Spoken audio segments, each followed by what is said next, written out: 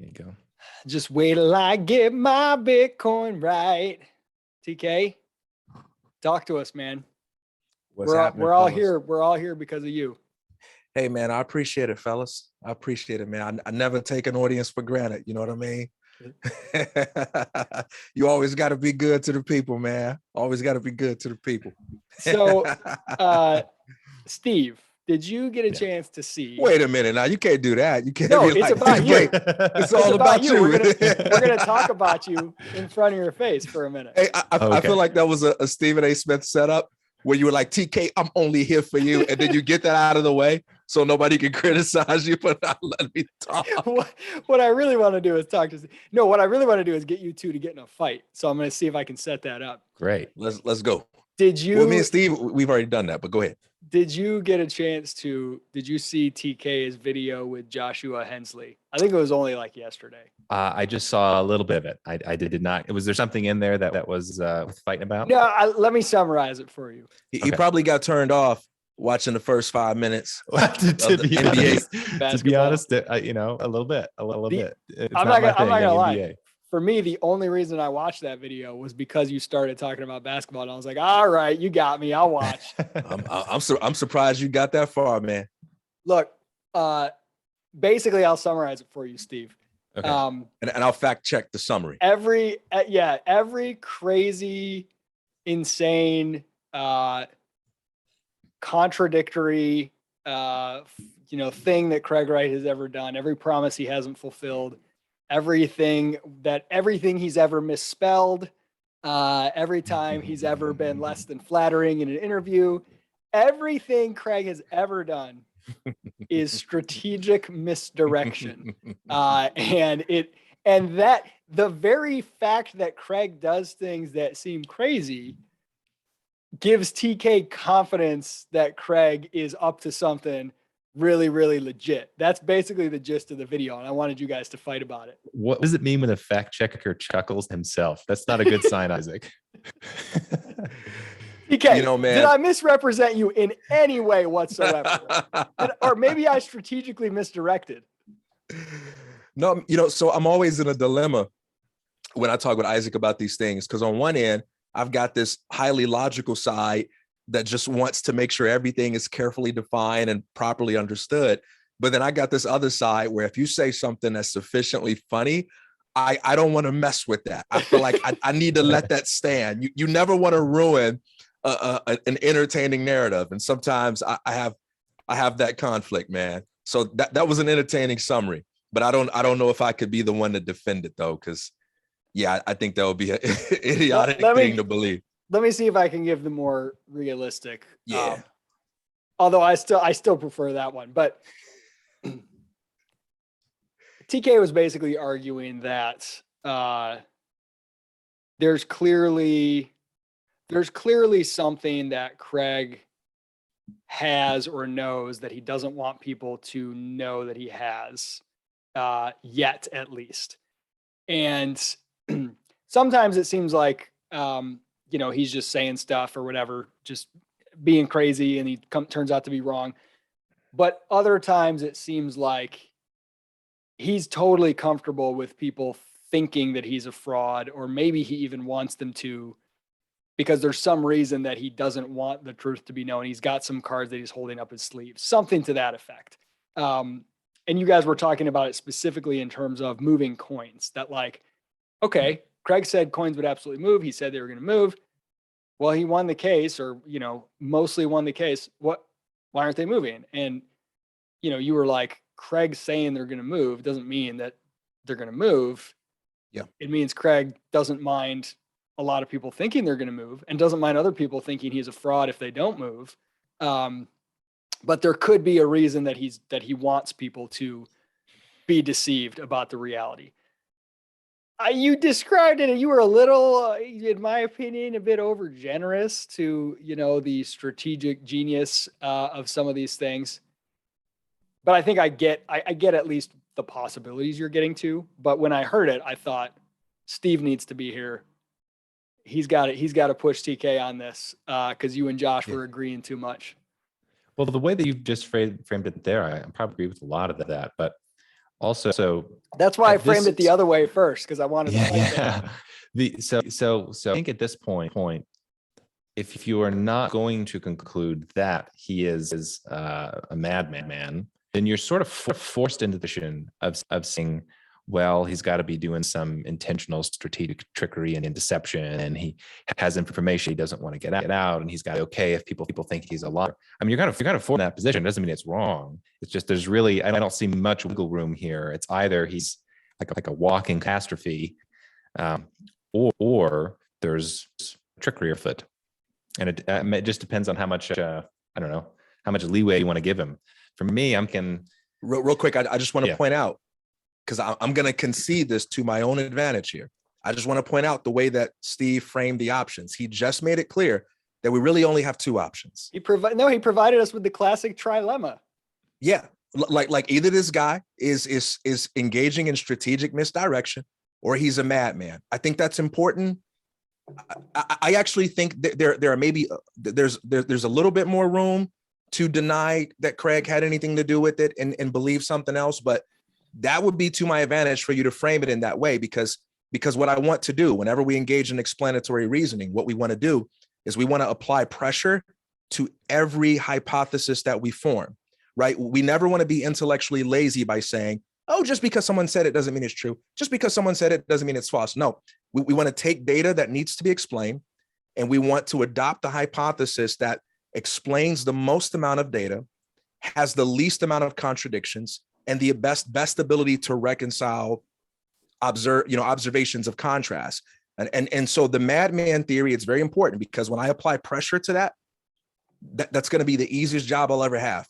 There's just so much that you can't explain by the madman theory. And this is why I think it's important, but I want you to continue. Well, okay. So it depends on how wide it is the other option. When we say there is strategic trickery, now that doesn't necessarily mean strategic trickery because he is the sole Satoshi and is making all of the intentional lies. There's another dimension of strategic trickery, which is maybe is lying to Calvin to have certain financing from Calvin, or maybe he's lying and totally representing himself as a fake Satoshi to try to get money from the Australian tax office or something.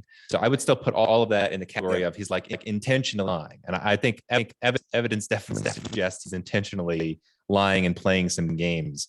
And if he's to credit, I think he's acting consistent. If people are trying to make sense of Craig Wright, and they are open to the idea of strategic trickery, there are. I think the best explanation behavior is being deceptive. So if the more evidence he puts in that, it doesn't necessarily push people away, because it's like, okay, we've already established this guy is intentionally misleading others. So yeah, I think I can be comfortable with that conclusion and still not conclude that he is a super genius or wrote the Bitcoin white paper, which I don't think he did, anything like that. All right. So as of right now, because I haven't really applied any pressure yet, but as of right now, yes. But before we go any further, man, your mic is coming in and out. Do you hear that, Isaac? Yeah, I was saying that before. I thought it was my connection. It's like we can hear you, and then we can hear you again like a half a second before. It's like your voice is doubled up, but it's like one is lagging the other. Okay, I'll try to fix.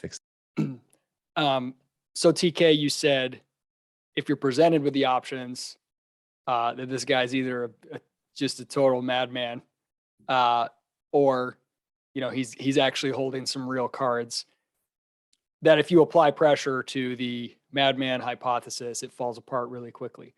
Let's do that a little bit here. Let's take it doesn't necessarily have to be madman. I mean, it would be mad, but it has to be complete con man, right? So, I mean, either he's literally mad and he genuinely believes a delusion that he's Satoshi Nakamoto, even though he had nothing to do with it whatsoever, like a person that thinks that they're a Christmas tree, right? Like, right. Okay, you could say that kind of mad, but you could just say mad in the sense that this is a massive con. He knows he's not Satoshi at all, had nothing to do with the creation of Bitcoin, and yet he is basically playing this role. That's the most extreme position. out there, but that's also probably the dominant position in most of crypto. The most people haven't looked into anything whatsoever in terms of Satoshi and this origin stuff. They've just kind of listened to, Arthur Van Pelt or whatever. Oh, I saw he was exposed as a fraud, or I saw that he lied about this one thing and he's a liar, whatever. But let's take that position. Why and where does it fall apart? Why is that not on the table for you? What makes that something that seems unbelievable? Because when you want to advocate the madman theory, you're going to have to start adding more and more layers to that madman theory in order to be able to account for other things. So when you're engaging in explanatory reasoning, it's important that you don't just adopt an explanation that accounts for what you're observing right now. It's also important that you be able to reconcile that explanation with other things that you have observed from that same person under different conditions. So for example, if my wife wakes up this morning and she doesn't say anything to me and I say, good morning, love, and she doesn't respond to me, maybe I'm inclined to adopt the explanation, oh, she doesn't love me. Now, that's a good explanation for what I'm directly observing. If it is true that she does not love me, I would expect her to give me a cold shoulder. So it's good so far. The problem is it doesn't account for 99% of the other things that she does. It doesn't account for the fact that 5 minutes after not saying hi, she made me breakfast or something along those lines, right? So you don't want to just say, well, hey, here's something that explains what I'm observing. You want to make sure that it can account for more things. I agree with everyone that saying Craig is a madman can account for a number of things that Craig actually seems to hold out there as well. Craig says a lot of things that seem to be based on impulse, that seem to be based on emotion, that seem to be based on complete carelessness, that is completely unplanned and would make anyone who's around him go, what the heck are you doing, man? What the heck are you doing? And no explanation of Craig Wright is going to be useful if you don't allow some room for that. Okay. So yeah, it works for that stuff. But the madman theory doesn't account at all for the significant investment he's made in the BSV blockchain and the progress that's shown. And that's just one thing.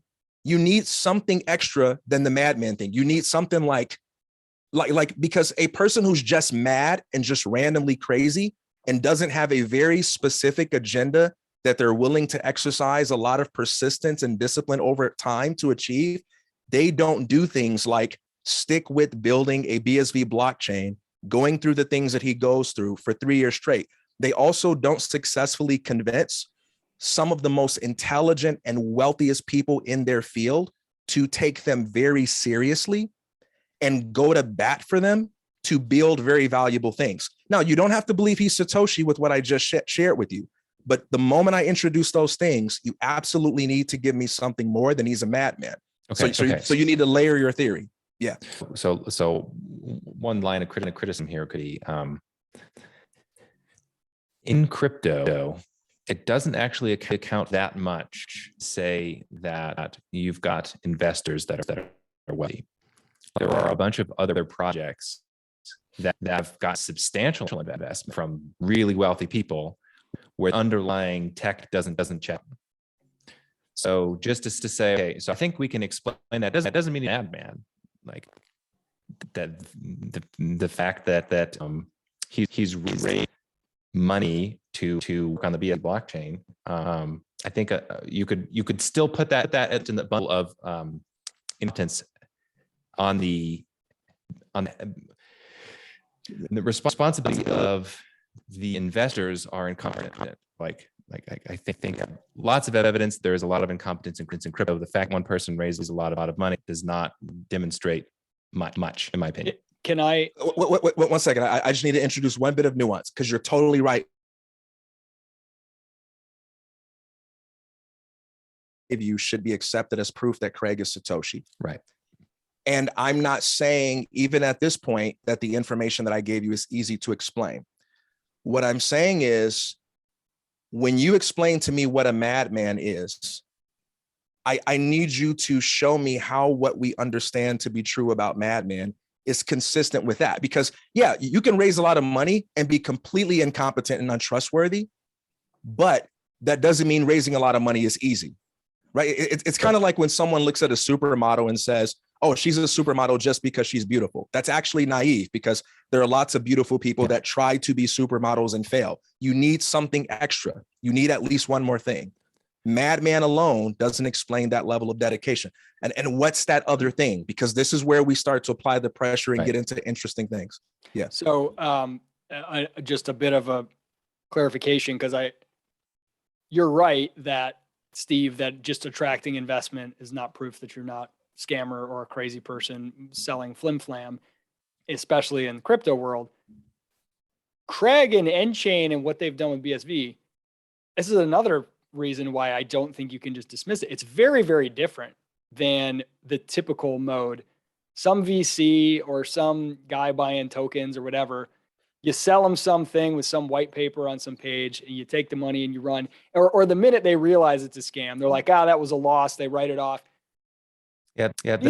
These guys have sustained, as far as I can tell, maybe they're making money on something I don't know about, but through all the various enterprises, they have sustained losses for several years now, and we're talking tens of millions of dollars, and they put on big conferences, and they're not making money on them. They're not Okay. They're not tricking noobs into buying their coin and pumping the price. Let me give you one possible story, though. If it is that type, it's very different. You would think that the investors would figure out, like, I know investors who are like, yeah, I got duped on this. This guy was going to build a project. We invested money in it. He never built the coin. He ran off, pulled the plug, right? This is different than that. There's an element of that, yeah, okay, you can get people to invest, but it's very difficult to explain. And again, the scamming idea, look at all the ways you could create a scam in crypto and actually make money and get off scot-free pretty easily if you're Craig Wright. You claim that you have some Satoshi lineage, you create a new coin, you make a complicated white paper, you do and then you go off into the sunset, instead of like fighting over Bitcoin itself and making a claim that's really crazy, especially given you can't actually sign, apparently, to claim that you can and that you will, and that, like, undermine your own scam constantly. Like, you could make a much easier path for yourself. So like it requires an explanation that at least goes beyond scammer or madman. You could say scammer or madman, and there's something else going on, perhaps, but you can't leave it at just that. Because he's clearly the most atypical kind of madman that we would have heard of. Go ahead. Right. Well, that last part you said, Isaac, is that is what I was trying to for that the you can still have some room for being a madman, so long as you grant. I think the more plausible theory here is that it's madman plus some bits of the truth that we have, that some people think they have for strategic reasons. The truth is not revealed. So far, we both believe that, by the way. Yes, I believe there's a madman element in my theory too. Yeah. I think he's Satoshi, but there's a madman element in my theory too. Yeah. So one thing that happens with conspiracy theories, is conspiracy theorizing, which gets a bad rap, is that people are tempted to answer all of the questions with one explanation. So like, the reason this disparate thing and this disparate thing together is because actually this is one plan by the Rothschilds. And sometimes if it's too good explanation, that's a problem for the quality of the theory. That it's actually it ties up too many loose ends.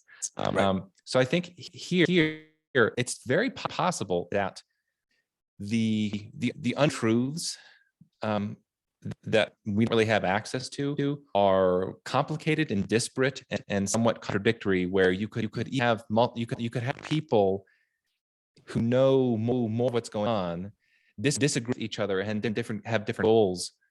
And you have something like Calvin thinks that Craig is Satoshi. Craig is pretending to be the full Satoshi. Let's he's a quarter of Satoshi or whatever. Then suddenly it's the story. You have Craig, who has some bits of the truth that is not sharing with Calvin, and he's like deliberate lying, and suddenly he looks madman, and and maybe you could even explain behavior of being a scammer and whatever, even though there's underlying there. And then you have Calvin, who's the mark. He's the person that maybe he is preyed upon, even though he might have access to the truth that is good enough truth for them to create the BS protocol. So in that kind of a scenario, I find that sort of explanation rather compelling. It's not every step is fight the chess. It's like Craig is actually doing crazy things. He has little bits of the truth that he's not telling, that he's some other people. So he gets to be both half scammer and a part of Satoshi at the same time. I find so that's a more compelling to me than the empty chess. All right, so we may have a semantic issue here, and I just want to clear it up in case it is, so I don't waste your time critiquing something that you don't actually believe. It sounds like you already wasted my time. It sounds like what your theory boils down to is Craig is more of a con artist. It sounds like more of a con artist than a madman. Yeah. It sounds like you're saying like, look, he's kind of a loose cannon and he's kind of weird and sometimes he does crazy stuff, but he's more of a con artist who is kind of reckless in some critical ways. Right. But not so much of a madman. So we get to have a in it too, which say if Craig is a significant percent con man and he happened to be at the right place at the right time, be in proximity to the Satoshi team, boy, you would expect some complex lie and tale to be told. Because he's going, if he's skillful at con, he's going to be able to do a lot of havoc, and yeah, we have a very intricate web, and I think that's sort of that would be a good explanation for a lot of the behavior that I've seen. A little bit of the truth mixed with some lies. All right, so it's more of like a kind of a loose cannon con man who happens to be pretty good at manipulating people. Yeah, who has an ace in the hole, right? And like he could even really lean into the appearance of being madman, because if every once in a while you have ace in the hole, you get to show a couple of people here and there, then you go, wow, look, Craig actually has good inside knowledge and blah blah blah. Suddenly that you can sort of lay into it. Well, look how braggadocious I'm being. I must have the goods to back it up, even though maybe it's not what people think it is. I could summarize. I think all of us. I don't know about Derek. I think we all feel the probability is very high that Craig has some kind of ace in the hole. He has some kind of Satoshi related knowledge or information. And then the things where we may get more divergent is how big is that ace in the hole? Is it definitive proof that he 100% created Satoshi, or is it that he just happened to accidentally get access to emails from the guy who really was Satoshi or something, right? Somewhere on that continuum. And then the other part is, in addition to that ace in the hole, what else is Craig Wright? So he's got some ace in the hole related to Satoshi. Is he just a complete idiot who happens to have this ace in the hole? Is he a sort of smart guy who's also kind of crazy who has this ace in the hole? Is he actually brilliant, but also, misunderstood or whatever and have this? And I think those are the two areas. How big is the ace? And then what is Craig outside of that there's more divergence? Might find disagreement is I am very close to saying he is largely incompetent with the ace in the hole. So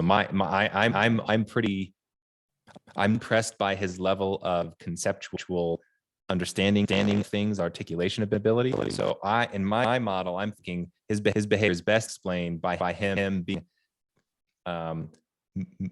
mostly unimpressive with the ace. So there's plenty of room in my theory for Satoshi to be very unimpressive in many areas that are valuable to us. A whole lot of room, in fact. I don't think it's the case that Satoshi needs to be impressive at all by a lot of conventional standards. I think it's possible to be in the kind of network and possess the kind of idea and drive a project to completion. More details about how you got there for them to be thoroughly impressed. And I think we have examples of this in the history of innovation and entrepreneurship. But what I want to say is, okay, so the con artist theory is interesting. I've got an important distinction I want to point out, and then I've got a question I want to come back at you with. There is a difference between saying I have evidence that this person is conning or this person is lying, and saying I have a good theory as to why they're lying. Right?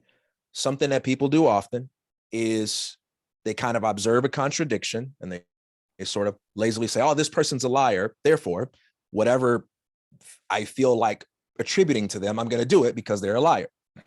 One example of this, I just recently watched a true crime documentary where there was a guy who was a suspect for a murder. And the reason being is because he was somewhere in the vicinity where it happened, and he kept lying when the cops would question him about things. And this guy looked so shady and so suspect, it was hard not to believe it was him. After a while, when he realized there was a ton of heat on him, the dude came clean and he admitted that he saw who committed the crime, and he was actually critical in helping the police discover who committed the crime. But the reason he was lying about it is because he was cheating on his wife and he was somewhere where he wasn't supposed to be. And that's how he was able to be an eyewitness. But he would rather have let the murderer get away than give up that information because it was very incriminating in another way. Now, you can make all the moral judgments you want about that guy and say, well, he's a bad guy. Well, he shouldn't have lied. But it's a classic example of a very important distinction. It's possible to lie and us to know that someone is lying and be completely wrong in our theories about why they're lying. So when I say I think Satoshi engages in strategic misdirection, that's kind of a diplomatic way for me to say the same thing. I think you have to be naive to think that Satoshi is a transparent, forthcoming person who is not deliberately obfuscating and keeping things to himself. Whoever Satoshi is, it is clear that he has underrepresented and overrepresented important things about his identity. I can't even begin to understand what's the argument for anybody believing that Satoshi is some kind of straight shooter. So I'm not talking about Craig. I'm engaging in explanatory reasoning about Satoshi. My question to you is, if Craig is a con artist, what's the aim of the con? Because that's one thing we know about con artists. They don't just randomly con. They have an agenda. What would you say the goal is? So it could be that he's trying to con Calvin money. It could be he's just trying to con the Australian tax out of money. Could be trying to con anybody who believes that he has access to a million coin. Maybe he's trying to sell promises, Satoshi Trust. And then I would also leave like an empty brackets here. And the explanation that we don't know, just like the example you gave of the guy cheating his wife, there could be an endless number of possible scams. If people actually think you're Satoshi, I think you get lots of opportunity to scam them. I can only do one at a time. So let me pick the first one that you name. Feel free to just say, let's do a different one. But just in the name of doing one at a time. Okay, like conning Calvin out of money. If that were the aim, would you say that's already been successcul, or you think there's something like more? It. Yeah, I would say it looks like it. Yeah. If you're a billionaire who thinks that you're the creator of Bitcoin, I think you can do pretty well for yourself. What's the end game though? How does that end for Craig? If you're the con man, you got to have an exit strategy. I'm not sure that's true. I mean, it could, at the exit strategies, everything is mired in confusion indefinitely and made some millions of dollars from a billionaire, and you have an interest in keeping things ambiguous. You've already won. Keep this guy paying my payroll and give me a fancy office and title. As long as he believes that I'm Satoshi, I can have him fund all this stuff that I want to do, and I can live high on the hog. Why would you then split off and create your own chain in that scenario? There's a lot of things that I think get hard to explain. Like that feels like it has explanatory power on a lot of surfacey things, but there's a lot of things that have been funded by nChain and just BSV and all the association conferences, lawsuits, like where I'm thinking, if my idea is to get this grift where I'm just getting paid for people believing that I'm the one true, Satoshi, as long as I can keep them believing that and keep saying that I'm filing patents and stuff, a lot of the behavior seems way too aggressive and unnecessary. In fact, it seems threatening to maintaining that position. I have a potential here to the. Hey, Derek. Wow, we got a full numpties. Hey, what's up, Derek? Open house. I'm back. We're just the conversation about Craig that I know you want to have. We're just debating Roy Murphy, his claim to Satoshi's title. Well, Roy hasn't claimed it. He doesn't want to. That's the thing. He doesn't want to come out and say it. But about strategic misdirection. Murphy, please show some respect, Dr. Murphy. Sorry. Strategic misdirection.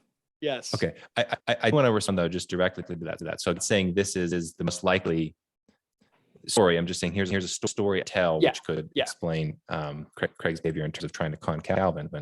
So why let? Well, here's one possibility.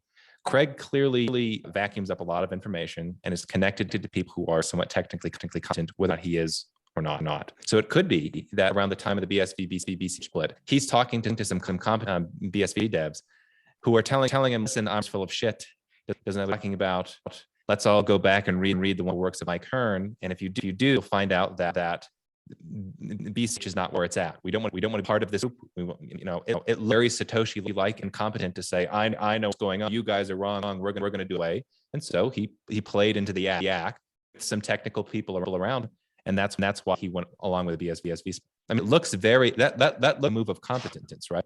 So that could be theater as well. A con artist is trying to con people out of something, right? A con artist is different from a pathological liar. Pathological liar doesn't have to have an aim. They just lie for the sake of lying. Yeah. A con artist is trying to get something. I'm trying to understand. Let me see if I can.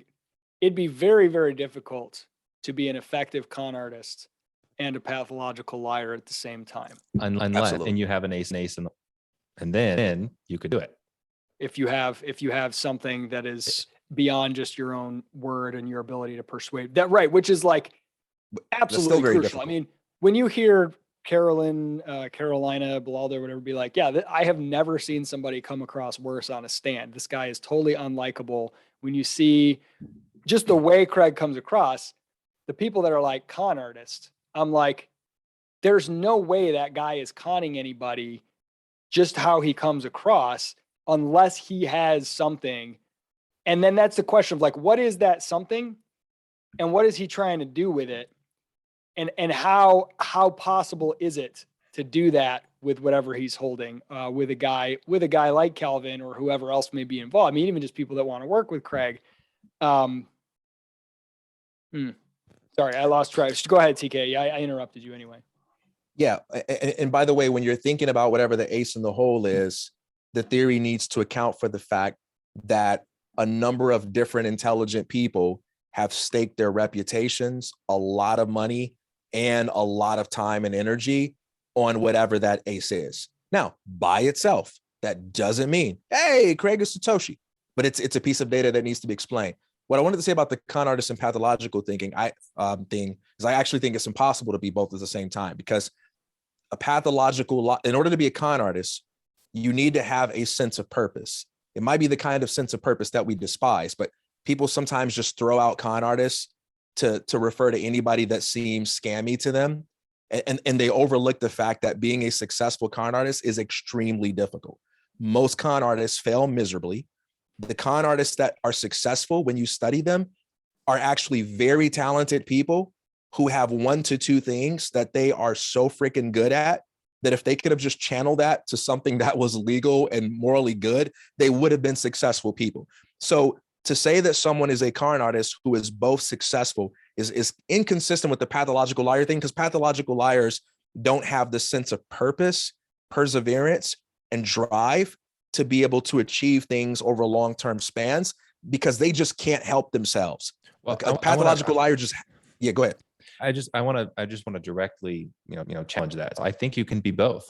I think if it's the case that Craig was in the right place at the right time to get it in a hole through his proximity to Satoshi team, and he happens to have a psychological trait of being a compulsive liar, I think both of things can happen at the same time. In fact, I think there's evidence of that. I don't know how you look at some of Craig's claims and not say this dude is like seem to be lying compulsively. Well, so what would that, because then that pushes the definition of con artist pretty far, because what would that ace have to be? If you're dealing with a guy like Craig and he shows you something that makes you believe him, and makes you believe him to the tune of tens of millions of dollars and never backing down and going and getting in lawsuits and doing all the stuff that they've done, all the investment that's gone into this, whatever he showed you made you believe that so much that all of his constant lies and absurdities in all the time since doesn't shake you at all. That must be a very legitimate ace in the hole, because you're not going to get easily fooled by Craig Wright in conversation or in email or in anything that's coming out of his mouth, because he doesn't come off as a guy that's going to persuade you and convince you out of your money. If you got a lot of money, he comes across. He's also as a guy not that charming at all. He's not charming. He can't keep a straight story. He changes his tune all the time. To overcome all that and to apparently be utterly unfazed by it, the ace in the hole has to be pretty freaking legit, which makes you think then maybe it's not a con at all. And by the way, cult leaders are not as unlikable and inconsistent as him. Show me a cult leader. They're usually the opposite. Yeah, they're exactly. They're usually very charming people, and I've met Craig, panhandlers on the is street. not a nice guy. Even like I watch some of the times, even the way he talks about colleagues of his, it's kind of cringe. Like the way he's talked about Shatters and Ryan X. Charles before. It's very difficult to like him. Like if I were in that position, I'd feel kind of insulted.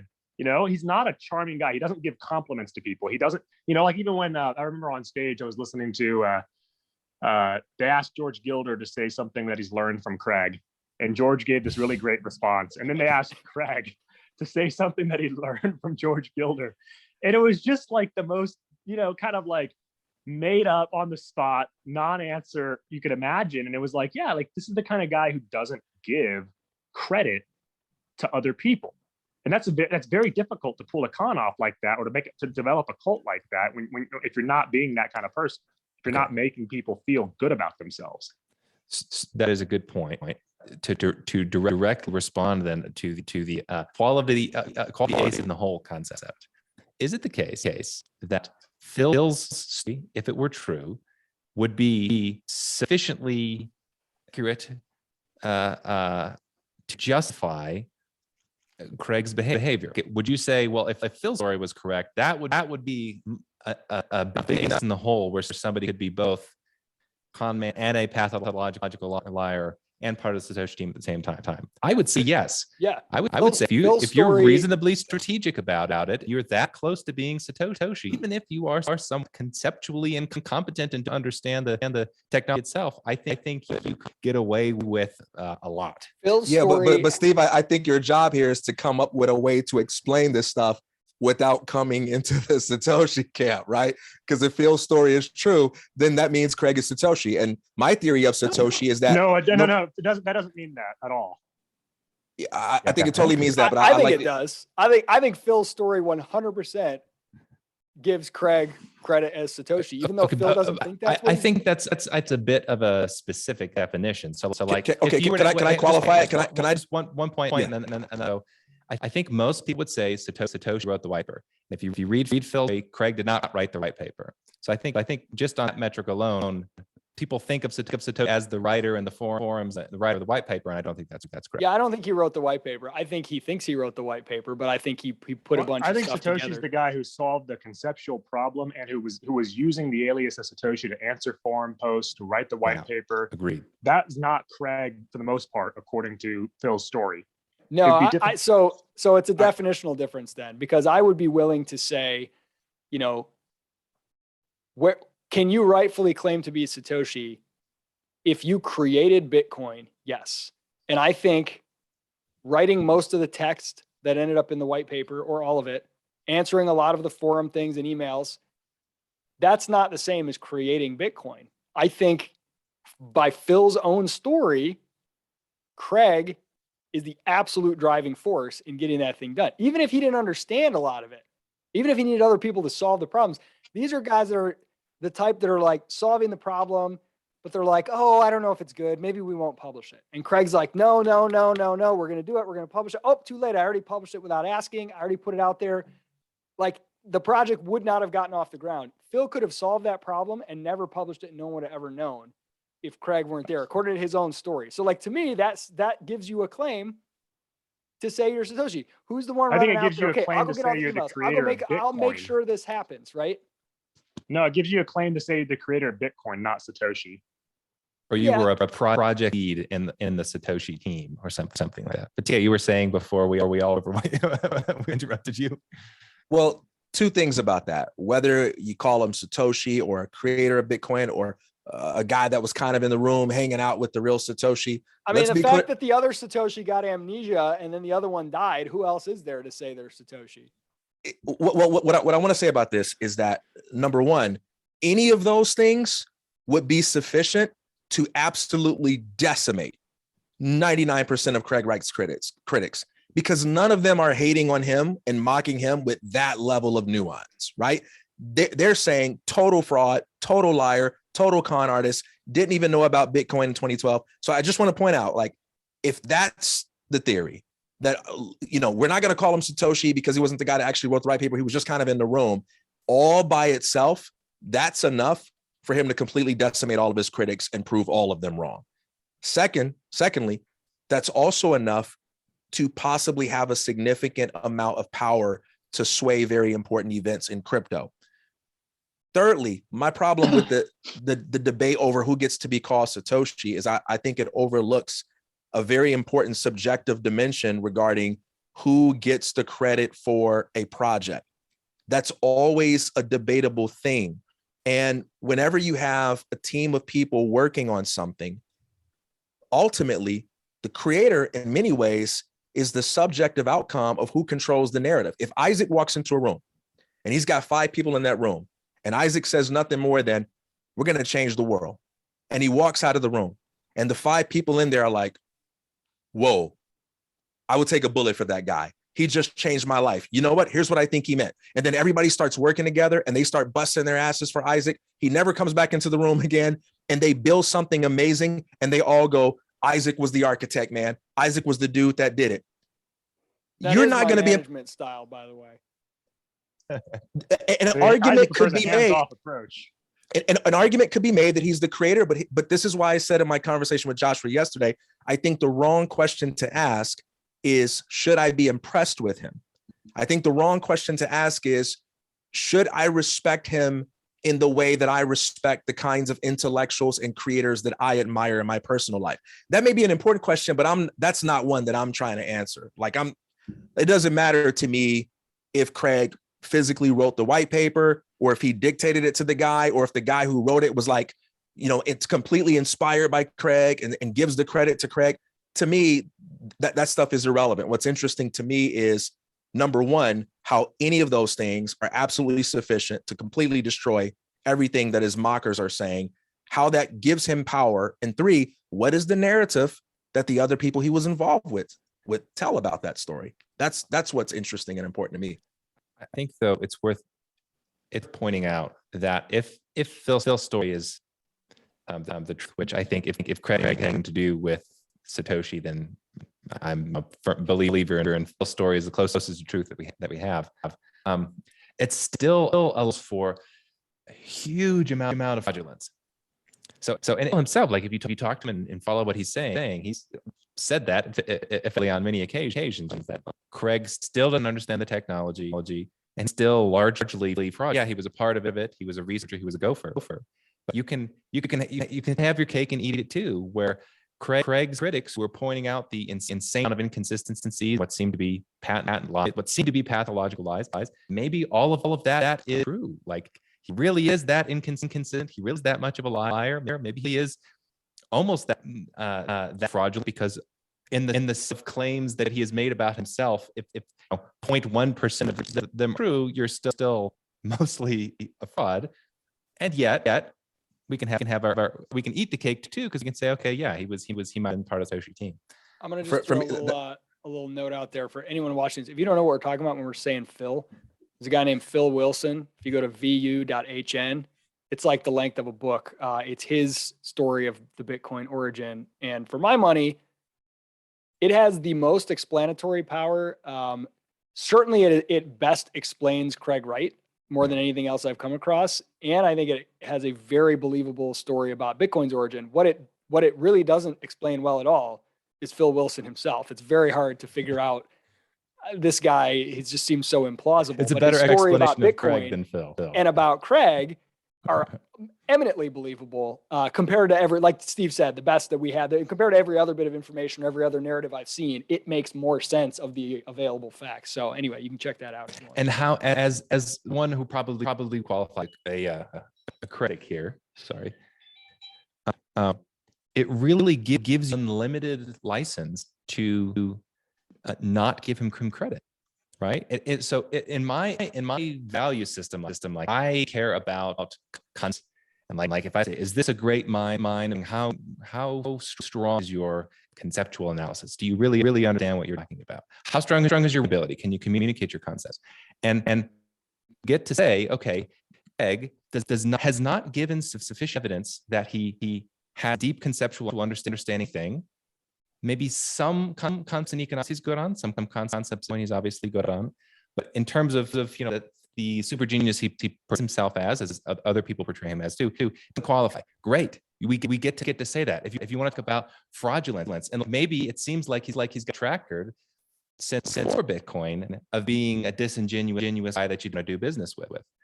All of that. I don't buy the persecution story, like, oh, woe is Craig, he was a genius for so long, so like they were picking on him, and all of his sketchy businesses were failures on the part of people persecuting him. I think he could have said he's got a really shady track record, or not know what we're talking about, and then can still be part of the team. Derek, I know you've done some research on this as well. Like, he has a track record of the guy not.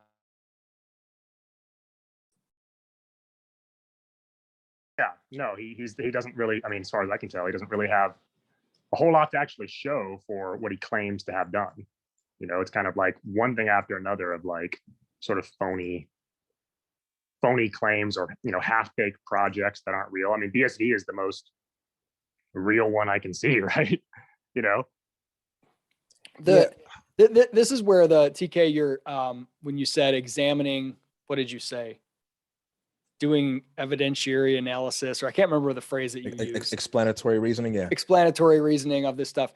The negative claim that Craig Wright is not Satoshi, had nothing to do with Satoshi, he's just a scammer. I think the available evidence makes that very difficult, as we've all kind of discussed. There's got to be some ace in the hole. There's something there. The positive claim, Craig Wright is Satoshi. He invented Bitcoin. He wrote the white paper. I think is also very, very difficult because, as you said, you can't just shine light on one thing and say, look at him explain Turing completeness. I can see that lines up with the guy who would write this white paper and do this. You got to look at all the evidence. Look at the way Craig describes almost anything else, talks about almost anything else, writes about almost anything else. And you're like, that I would have to do crazy things to my brain to convince myself that's the same person that wrote that white paper and all those emails. It's very, very hard to square that. So that's where, again, I think this Phil story is nice because it's the negative. I think the negative case, Craig has nothing to do with Satoshi. Very, very difficult to make. Very implausible to me. The positive case, Craig is 100% Satoshi, the genius behind it, wrote the white paper, understands it better than anyone else. I think that is also incredibly difficult to make. So for me, I'm a strong believer in nuance. And I agree with what Steve said earlier, that you never want to adopt a single swooping explanation to try to account for everything that a person does, right? Oh, that person's a liar. I'm going to explain everything that they do by appealing to the fact that they lie. That's naive because every liar tells the truth too. A liar isn't someone that can't tell the truth. I think you were the one that said that. You just attributed it to Steve to make it sound like he was agreeing with you.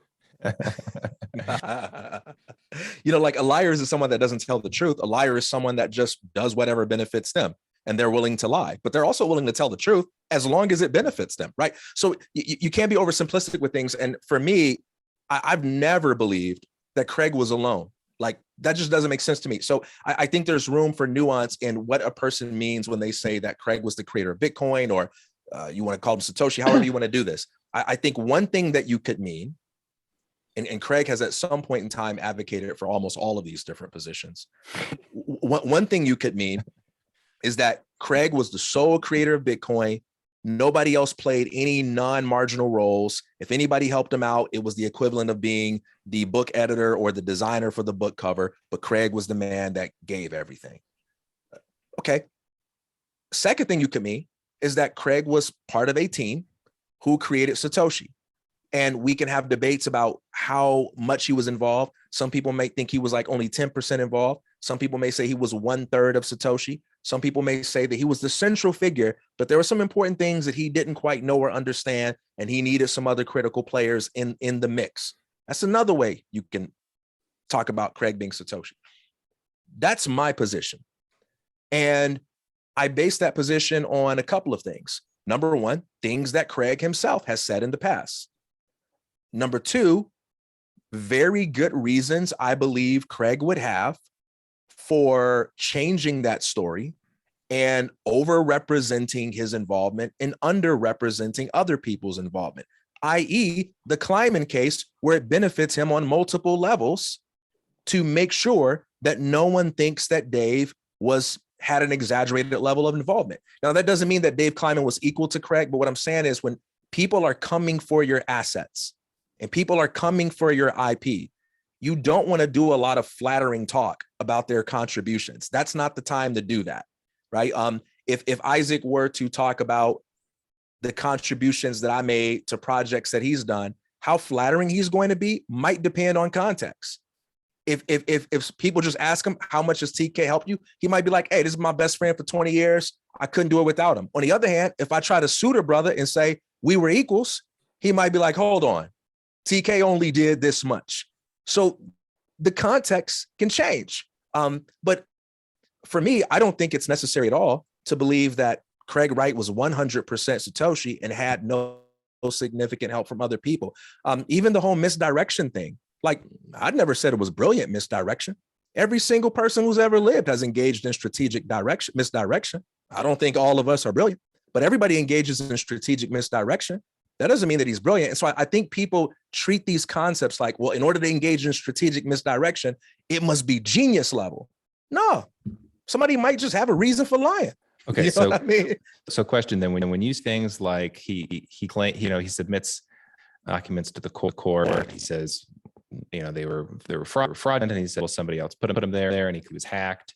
Do you think these are all like intentional moments of strategic misdirection where he is intentionally trying to look like fraud? Or do you think he was part of the strategic misdirection is trying to get away with a little bit of lying, but he was exposed a couple of times, it looks bad on him? So like, is he trying to look as bad as he looks? Good question. So put it nicely. Is his public reputation deliberate? Is it? Yeah. So there's some nuance here, because the mistake you don't want to make is you don't want to make the mistake of treating every single word and sentence that Craig utters as if it's some part of some 5D chess plan to misdirect people. That would be completely idiotic, because clearly there are moments where he speaks spontaneously, where he's reacting to what's happening to him in real time, and where he might even say things that might make the likes of Jimmy Wynn a little nervous and feel like he has to come clean it up. So you got whatever your explanation is, it's got to be nuanced enough to account for those types of moments. I think the best way to understand Craig's strategic misdirection is this. He is committed to a strategy of underrepresenting what he knows. I take this to be the most obvious, uncontroversial thing about Craig. And we can divorce that from our beliefs about how successful we think his strategy will be. Hold on one second, real quick. Yeah. Of underrepresenting what he knows. Yeah, I'm What other area has Craig ever underrepresented his knowledge? This is so easy. We can only have a semantic problem here. This is such an obvious truth that I know for a fact we have to agree on. There must be a semantic problem here. When I say So that a basically, person, if I disagree with what you're about to say, I'm insane. I would be thoroughly shocked if you disagreed. I don't expect you to disagree. I cannot conceive how stupid you would. I can't conceive of it. I'm failing you at the level of language. I'm not being sufficiently articulate. DK, you're not languaging enough. I'm not languaging enough. So let me try this. When I say that a person is committed to a strategy of underrepresenting what they know, I'm saying that they are not telling you everything that's in their head. Every single one of us has done that. This isn't difficult. We've all done this at some point in our lives. You know something. It might be important. It might be unimportant. We don't have to make those judgments. Okay. So what we interpreted it is as if you were saying, Craig is underrepresenting his level of knowledge about specific details of Bitcoin and 15 other subjects. Well, you got to let me finish because Isaac interrupted me to clarify that. Okay. Okay. Craig Wright is committed to a strategy of underrepresenting what he knows. He is also a person who actually does seem to care what people think about him, and he does seem to be affected by what people think about him. He seems to be a very human person who is capable of getting upset or irritated when people call him names. I take this again to be the most obvious thing that even his critics criticize him for. I don't even see how I can be wrong about this. Doesn't everybody make fun of him and call him butthurt when he sues people for calling him a fraud? I thought that was everybody else's belief. I didn't think I'd have to argue for that. Clearly, Craig is the type of person who, when you say things about him, you call him names, you mock him, you make fun of him, he seems to not like that. So there is a tension that exists. He has something that he wants, and yet he is committed to a strategy of underrepresenting what he knows. That provides the context that shapes everything this man says. Imagine a lifestyle where everything you talk about, you've got to make sure that you maintain a commitment to not letting in certain important information out. I'm gonna give you a personal example. I'm gonna slightly fictionalize it because I don't want to out anybody that I know. I'm gonna give you a personal example. I know someone personally who was dying of cancer. God bless them. They have passed away now. They had 3 months left to live. They made their husband commit to them that they wouldn't tell anybody in the family about this. Reason being, they wanted to enjoy their last 3 months of life. They did not want people helping them die or behaving weirdly. This was extremely difficult for him, extremely difficult. But he promised that he would keep that a secret. That's one thing, but it's a really big secret. Now this man is living a lifestyle where everything he talks about, whether it's plans for the weekend, what the two of them are going to do for Christmas, it's shaped by a context where he has to underrepresent what he knows. There are a number of things later on when we found out the truth that became so clear. There were some emotional outbursts. There were some moments of being really irritable with people that didn't make any sense. There were a number of things that he said that were not meticulously crafted as some part of a 5D chess plan, but they were the types of things that a person would say when they are living in the tension of having something that they wish they could do, but having a constraint that says you're committed to a strategy where you got to underrepresent what you know. So when I say Craig engages in strategic misdirection, I mean, we have to analyze his behavior and his speech, not as if everything that he says is designed to misdirect you, but rather as he is someone whose words and actions are shaped by the need to keep secrets. It'd be better if you said, Craig often doesn't tell the truth because he's constrained in certain ways. He can't always tell the truth, even though he wants to, or something like that. The strategic misdirection part makes it sound much more of a very calculated, deliberate, planned, sort of genius level thing. I think that's where you hang people up. So I like the way I say it. I'm okay with hanging people up because I don't need everybody to agree with me, but I like the way I say it. And more importantly, I do think it's strategic misdirection. I do think it's very important to him that people don't figure out what he knows. I think he has what he believes to be an ace in his hand. And when we find out what the ace is, it may not impress you, but I think he's very impressed with what his ace is. Okay. And I think it's very important that he keeps you from figuring that out. He wants to be unpredictable. And I think the kinds of secrets that he has are arguably more dramatic or maybe even more self-incriminating in some ways than the kind of example that I gave of a person keeping a secret about another person out of a promise to them. So I think it is strategic misdirection, but I don't think we need to assume that strategic misdirection is genius. Just think about when you did it. You've done strategic misdirection before. That doesn't make you a genius. Can I jump in?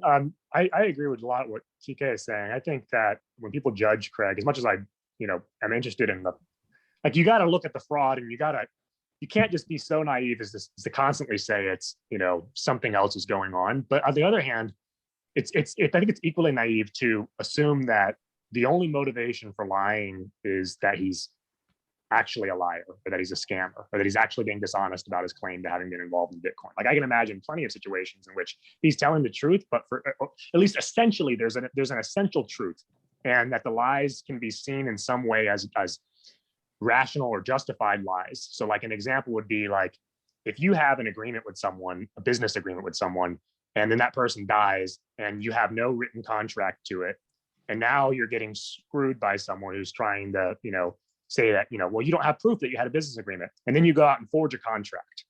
Well, you've lied about a contract, right? But you're actually lying with the basis in truth, right? Similarly, like with okay, so Craig is saying, well, okay, Dave's not involved in Bitcoin. I don't know if that's true or not, but I can understand why someone's trying to protect their assets. But what if it's the case though that clearly Ira Kleiman was not the one that Dave was going to give his money to if Dave had any money. They didn't even have a relationship. They're estranged, right? So the idea that Craig necessarily in lying and creating these documents is stealing from Dave, it's not clear to me that that's what's going on. I mean, who else is going to get that money? Right. Perhaps Dave and Craig did have an agreement that they were going to, that money would go to Craig. Certainly it's not going to go to Ira. I mean, come on. This brings me to a wild theory. If let's say Dave and Craig, did work on this and they did have this stash of Bitcoin and Dave dies and Craig knows that Dave loved the vision of Bitcoin and cared about that, and that he did not have a good relationship with his brother, that these hard drives that this Patrick Page dude took, that there's a ton of coins on there, and that Craig and this Patrick Page dude, they know it, and they're like, they want to move those coins. And you could say you're doing it to preserve Dave's memory, to keep that money from his estranged brother or whatever reason, but or just because Craig wants it. And they can't move them because they're afraid at some point Ira will be like, hold on a second, somebody will put the pieces together. Those coins came from Dave Kleiman's, those belong to me. So he needed a court to say Dave does not have ownership over any of these early Bitcoins, to free him up to move those Bitcoins that were on that hard drive that whole time that Ira never got back from Patrick Page. Yeah, I don't know. So I think that's one possible. I want to jump in here with this idea. So on that note, that's a possible truth which sort of thinking outside the box, which could explain a whole bunch of things. If for example, Calvin and Craig and their crew got access to Satoshi's drive that had, or somebody's hard drive that has 1 million coins in it, that suddenly would be one of those ace in the hole things, which would explain how they could come up with this idea. He had claimed that he's Satoshi. We have a bunch of document to create a story that justifies him having these coins, because if the truth came out, they would figure out the real Satoshi was killed and his drive was taken, or whatever. That's one possible thing, which could explain a lot. Another is Satoshi was hacked at one point. So maybe we're talking about these are Satoshi's hackers that in fact come up with a story that explains their perseverance, because their ace in the hole is whatever else they from Satoshi as a possibility. I wanted to jump on what you said though, Derek, about a lying thing. I think this is a really important point. Nuance hard, and this is you see it when quickly people dismiss Craig or embrace Craig. It's like it is not a knockdown argument to point out that Craig is lying, has documents, and is some percentage of fraud. Yeah, like you have to be able to acknowledge it is really possible to tell stories like that where somebody is trying to steal from him. So he came up with a lie, and there's back and forth, and it's like just to acknowledge the fact there have been some lies told doesn't mean that he's not with Satoshi. Obviously, there's no evidence Satoshi was actually an angel that was, he was Jesus incarnate that never told a lie. Well, I think people believe that about Satoshi, right? The people who reject the Craig theory, they have this image of Satoshi where, all right, he would have never deceived. He would never. Yeah, right. Yeah. Okay. And then the last thing I just want to ask a direct question to TK. So about this, just to be. I love direct questions, man, because I hate when I say stuff and then I leave. People be like, oh, I could have took him down and I never did it. I love being challenged, man. I love being challenged when I'm actually there. So specifically on the strategic misdirection point, this is the thing I really would love to hear thoughts. So I consume Craig's content when he pontates about art history, and I read what his writing. I go, this reads identically to somebody who would try to present themselves as being some type of genius, while having a Wikipedia level understanding of the thing that they're about. They skim some articles, they write poorly, they emphasize concepts poorly, and they come across as a fake, right? Like somebody that's trying so hard and it's cringe work. So my question is, do you think he is intentionally trying to look like he's a genius?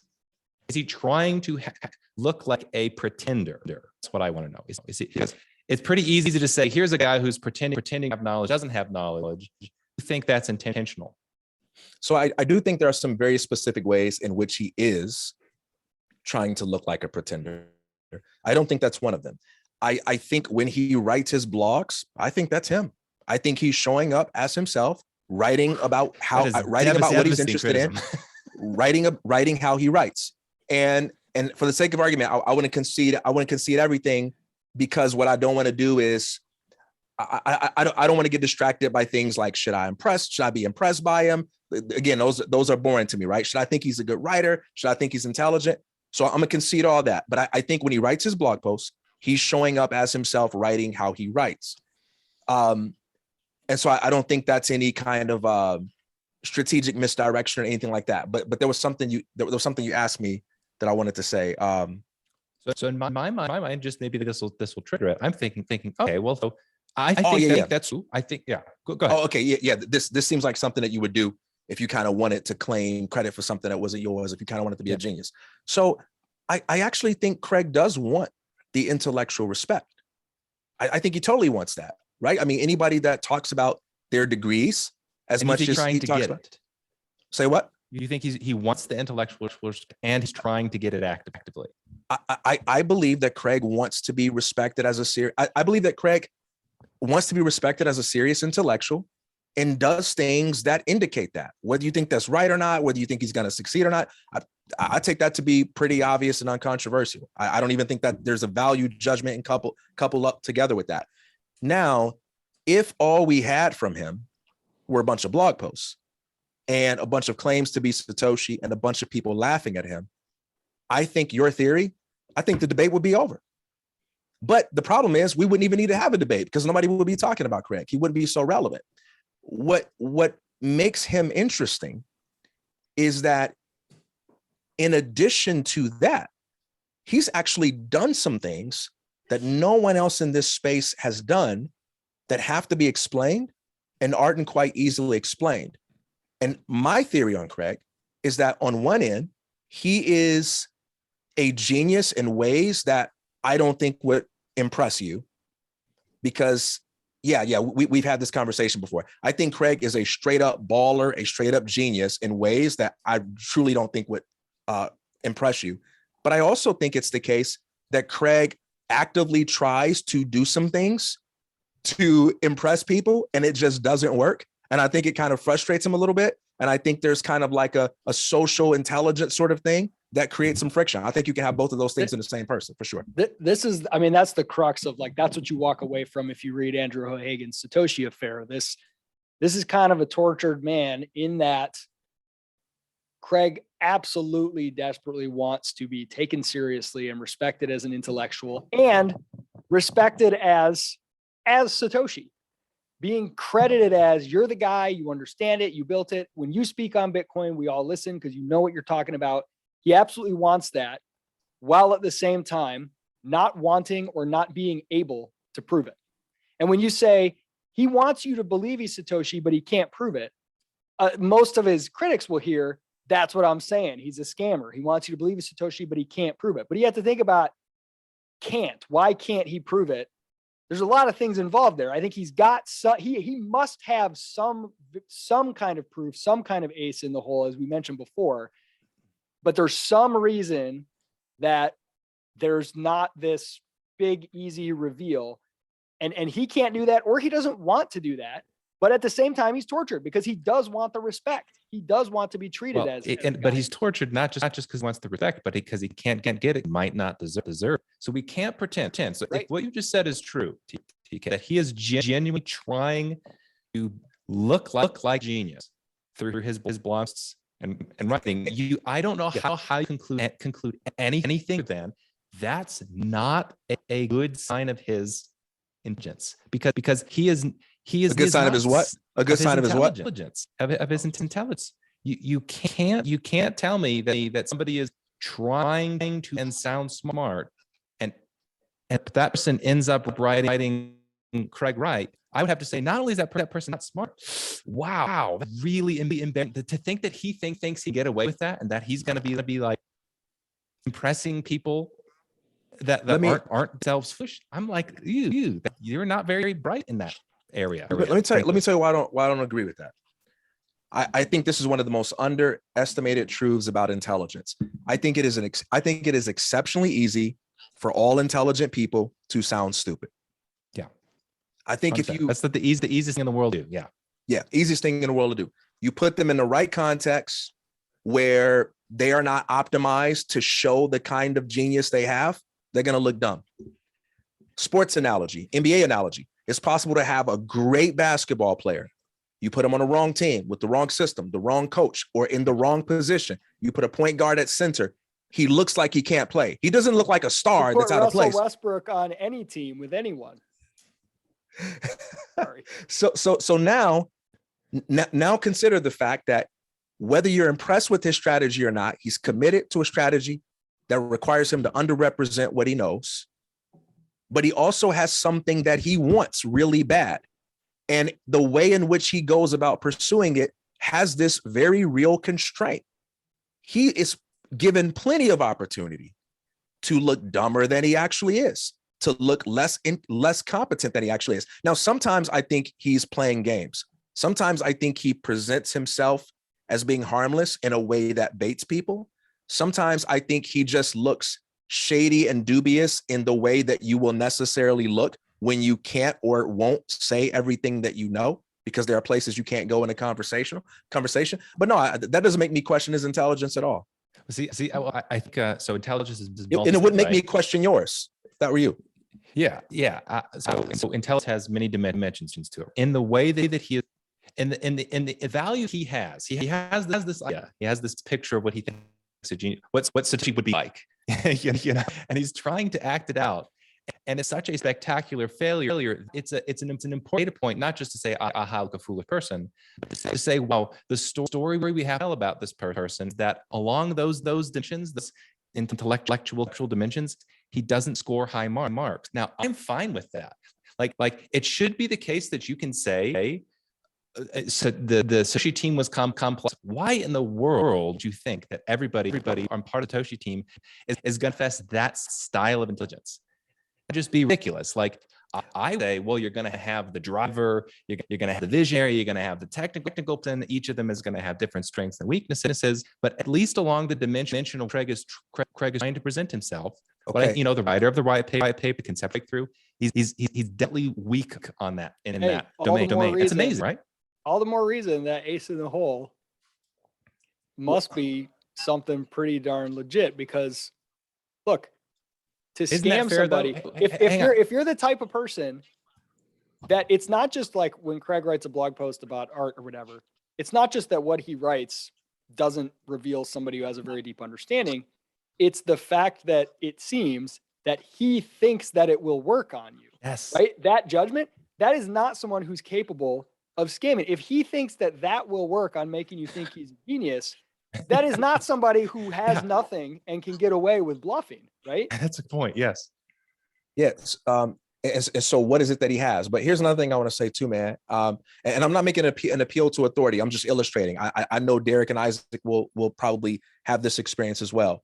I've coached a wide range of people, continue to do so to this day. One of the number one things I find is that people have a hard time accepting their particular form of greatness because they're kind of like jealous of another person's form of greatness. It happens all the time. Yeah. You can have somebody that's like terrible at public speaking, but they're like super great at math. And for whatever reason, they just can't freaking accept that that's their greatness. They can't own it. They can't go all the way with it. They want to be like this person over there that's like great at sales. Yeah. And one of the hardest things to do to get people to be successful is helping them to just like let go of this assumption they have that they would really be intelligent if they were intelligent in that way, and get them to embrace the kind of intelligence that they have as beautiful. And some of the smartest people in the world have this problem. I wouldn't put that past Craig or anybody else. So, you know, I had a friend once who would chase after this girl, man, chase after this girl. She never showed any sign of being interested in him. But he had another beautiful girl that was chasing after him the same way. But he wasn't interested in her. He just kept chasing after this girl that didn't respect him. And all of his other friends were like, dude, you've got a beautiful, amazing woman that's just chasing after you. Don't you see it? But that's the story of life, man. Hardly any of us see the beauty that we have because we're busy chasing after some other form of beauty that doesn't show us any respect. That's pretty common. Yeah. I think that's a plausible. I think that's the most plausible explanation, is that Craig wants to be like Phil, because a lot of people in the crypto world think of the brain of Satoshi, and what the person they're imagining is Phil's brain. I think he qualify in that. Now, but I think that Phil himself could create the Bitcoin phenomenon as we've seen. No, because intelligence is multifaceted. You know, to Phil and Phil's story, he went from he was like interested in scooter business, and like he, like Phil's story, he was a security guard running night shift. Like I don't get the impression he's the entrepreneur. I mean, he's bad at entrepreneurship, but that idea of like, oh, the brain of Satoshi, I think that's Phil, and I think Craig is aware of that, and I think he's trying to emulate him just extremely poorly. I think that's a really good explanation that gives big power for Craig's behavior. So Derek, hold on, I might have froze for a second. It's me or the Isaac freeze. Yeah. There we go. Froze. There we go. I'm back. Derek, before you hopped on, we were sort of saying that the case that Craig had nothing to do with the creation of Bitcoin, and that he's, LARPing, that it's a full-on con, that's very, very difficult to make when you put pressure on it and whatever. But I know you have probably have looked more deeply into that version of the story than any of us. I know you've gone pretty deep down some of these things that, like, okay, let's play around with this. What if it's true that Craig had never heard of Bitcoin until 2012 or whatever it was? Do you think that there is a plausible story of Craig having zero involvement whatsoever with the creation of Bitcoin? It depends on what you define as zero. And as coin, right? I think that for me, the only and involvement and so plausible. Here's the thing. I wanted to come up with theories that would explain the fact that these people are willing to testify under oath that he's the creator of Bitcoin and that they saw stuff in 2007, 2008. I don't think you can just dismiss that by saying they're all liars. It just seems like I don't think Craig's the type of person that people want to go lie for. He's not the charming cult leader. I mean, certainly he does have some cult followers, but I don't think but those are usually dumbasses, right? They're like, Satoshi types and stuff. And so typically what you want is someone who is like you're going to have if you have, Craig's uncle, like 80 years old, successful guy by all standards, like in modern standards, he is respected. He's not going to be the kind of guy I don't think is going to go lie under oath for Craig. So try to come up with theories that would explain how it could be true that people actually saw something. They believe that Craig is Satoshi, but also Craig is not the creator of Bitcoin. And I think the only one that I could come up with is something to the effect of Craig and Dave were working on a metered payment system, or Craig and someone were working on a metered payment system, perhaps even called Bitcoin at the time in 2007, 2008, related to Craig's work at Lassiter's. Craig was telling people about it, and perhaps was reaching out to a lot of people online. I think he probably was. And at some point, someone else is inspired to go out and create Bitcoin and creates the identity of Satoshi Nakamoto. And that's essentially the version of Bitcoin we have now is not the one that was conceived of by Craig. It was created by someone else. The only evidence that I have for this, which I think is curious, is the fact that Bitcoin.org or Bitcoin.com was registered like 6 months before Bitcoin.org. Has a lot of like mumbo jumbo about creating a metered payment system. And when Satoshi was asked about it on the forum, said he's never heard of it and it's not related to Bitcoin. I thought that was interesting. It was kind of curious timing, right? That version of Bitcoin too also uses the spelling that Craig uses with the space and the capital letters. And I've wondered, perhaps, is it possible that Craig actually did plan on creating a system called Bitcoin, and that it was unrelated, but or largely unrelated to, but occurred at the same time as the creation of Bitcoin itself and Bitcoin.org and stuff like that. And if that's the case, I could see why Craig might possibly believe that he's the creator of Bitcoin. You know, if he's already said, for example, before, he's like, either I'm Satoshi or Satoshi plagiarized me.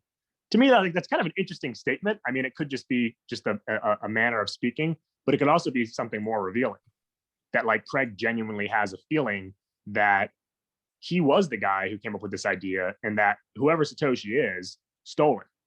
So I think, to me, that would explain Craig's silence over the years after the creation of Bitcoin, because it's like, what do I do? Like, someone else created this thing. I don't know who he is. He's gone. I can't find him.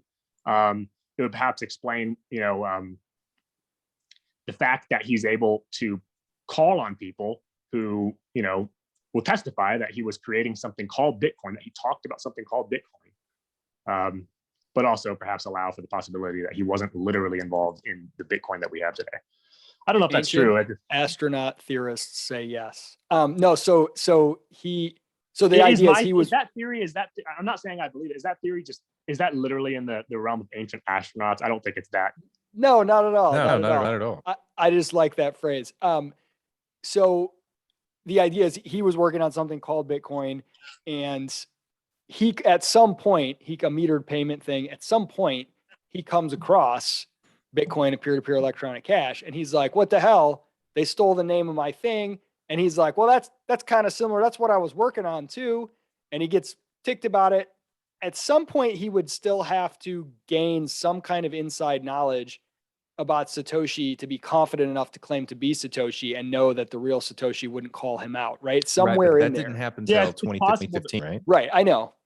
It's possible that that there was a hack. It's also possible that he had just reached out to Satoshi originally or something like that. Like, that he was emailing a bunch of people in the space trying to figure out this problem, and that, the person stole the name, or the person stole some kind of idea, was inspired by it in some way. I mean, it's possible that happened too. I remember looking at the documents for Ira Kleiman and Dave, and one of the things that stood out to me was the lawsuit specifically mentioned a metered payment system that they had been working on. And that's specifically what the original Bitcoin.com was about, a metered micropayment system that could be used for applications on the internet. And to me, when I read that website, it sounds much more like something that Craig would write. It also sounds much more like something that would line up with his work in the gambling industry very specifically. So yeah, I mean, that's all I can really find for that, I guess. I mean, I just think it's a curious, it's a possibility.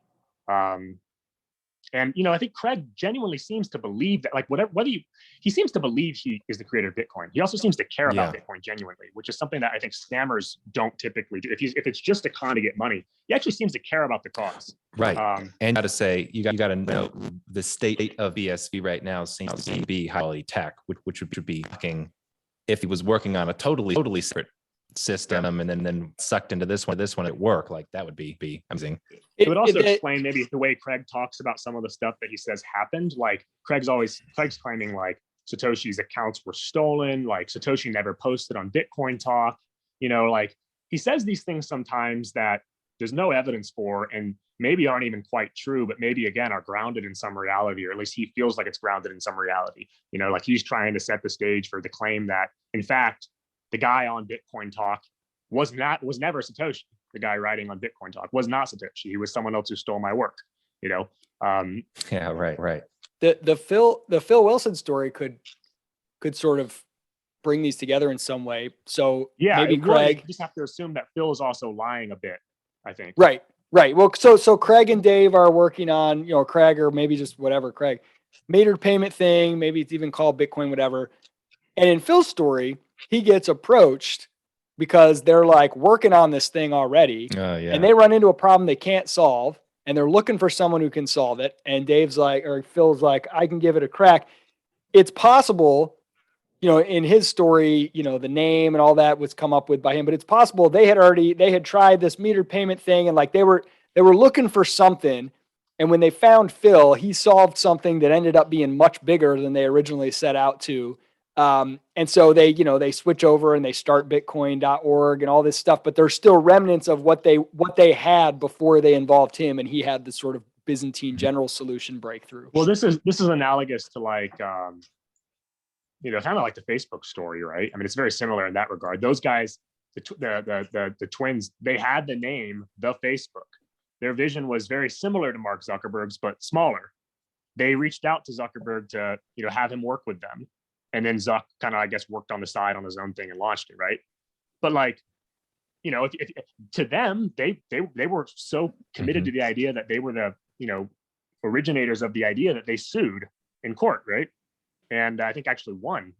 I think it was a settlement or something. Yeah, they got like a settlement or something. Yeah. So and I think genuinely the popular narrative that's accepted today is like, like he kind of did to some degree screw them over a little bit, insofar as he was being paid to work on their thing and then just did his own thing, right? Yeah, and then imagine the plot twist where Zuckerberg is anonymous and then disappears. Yeah. It's a social network work. It's a thing with a bunch of currency units. And it's like, oh, that adds, adds. Yeah, imagine the guy you're working with. You don't know his name, and he releases it on some mailing list, and you maybe don't even know when he releases it. And, then you hear about it later, and you're like, what the hell? Like, this is the thing that I had paid him to work on. I mean, to me, like, that's just like, I don't know. I mean, I don't know if it's true because I can't find like deep evidence for it, but like, to me, like that story honestly explains everything better than anything else. Personally, that's what I think. I mean, it doesn't mean it's true, but it would explain a lot of things about Craig's behavior, why he can both believe he's Satoshi, believe he's the creator, work so hard to get that, credit, but also, maybe not. And actually, there's an interesting thing Calvin said once where Craig was claiming like, I registered Bitcoin.org with my credit card, right? And I don't know where this post is on Twitter now, but Calvin said something like, actually, it's a bit more complicated than that. And I remember thinking to myself, what does that mean? Like what would that mean? Well, I mean, I don't know. I mean, I could just insert meaning in there, and one possible meaning would be someone else registered it. But Calvin still thinks that Craig is the one who deserves that credit. Or they registered Bitcoin.com. Yeah, exactly. Yeah. And when you look at the way Craig was talking about Bitcoin, so the first reference I can find of Craig talking about Bitcoin publicly is 2011. It's on a comment on a blog about WikiLeaks, and Craig was bitching, saying they could have used Bitcoin, and because I think he was complaining about one of their payment networks being shut down or something, and he was like, they should have used Bitcoin, and it's completely anonymous and untraceable, which totally does not line up with the thing that Craig claims to have been the inspiration for Bitcoin, which is this, or what Satoshi said and his concerns about WikiLeaks. Exactly. Yeah. Even Satoshi specifically said, I don't want WikiLeaks using it. Satoshi also said, like, we don't want to lead with anonymous on the website. It's not really true. We don't want to say it exists outside of the reach of government. I'm not making that assertion.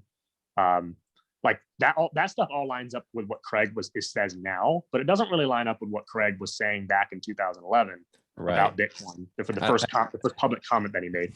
I remember reading that comment and thinking it reads as if somebody is just trying to present themselves as an expert on something they don't know what they're talking about. It's like, yeah, but like perfectly explained.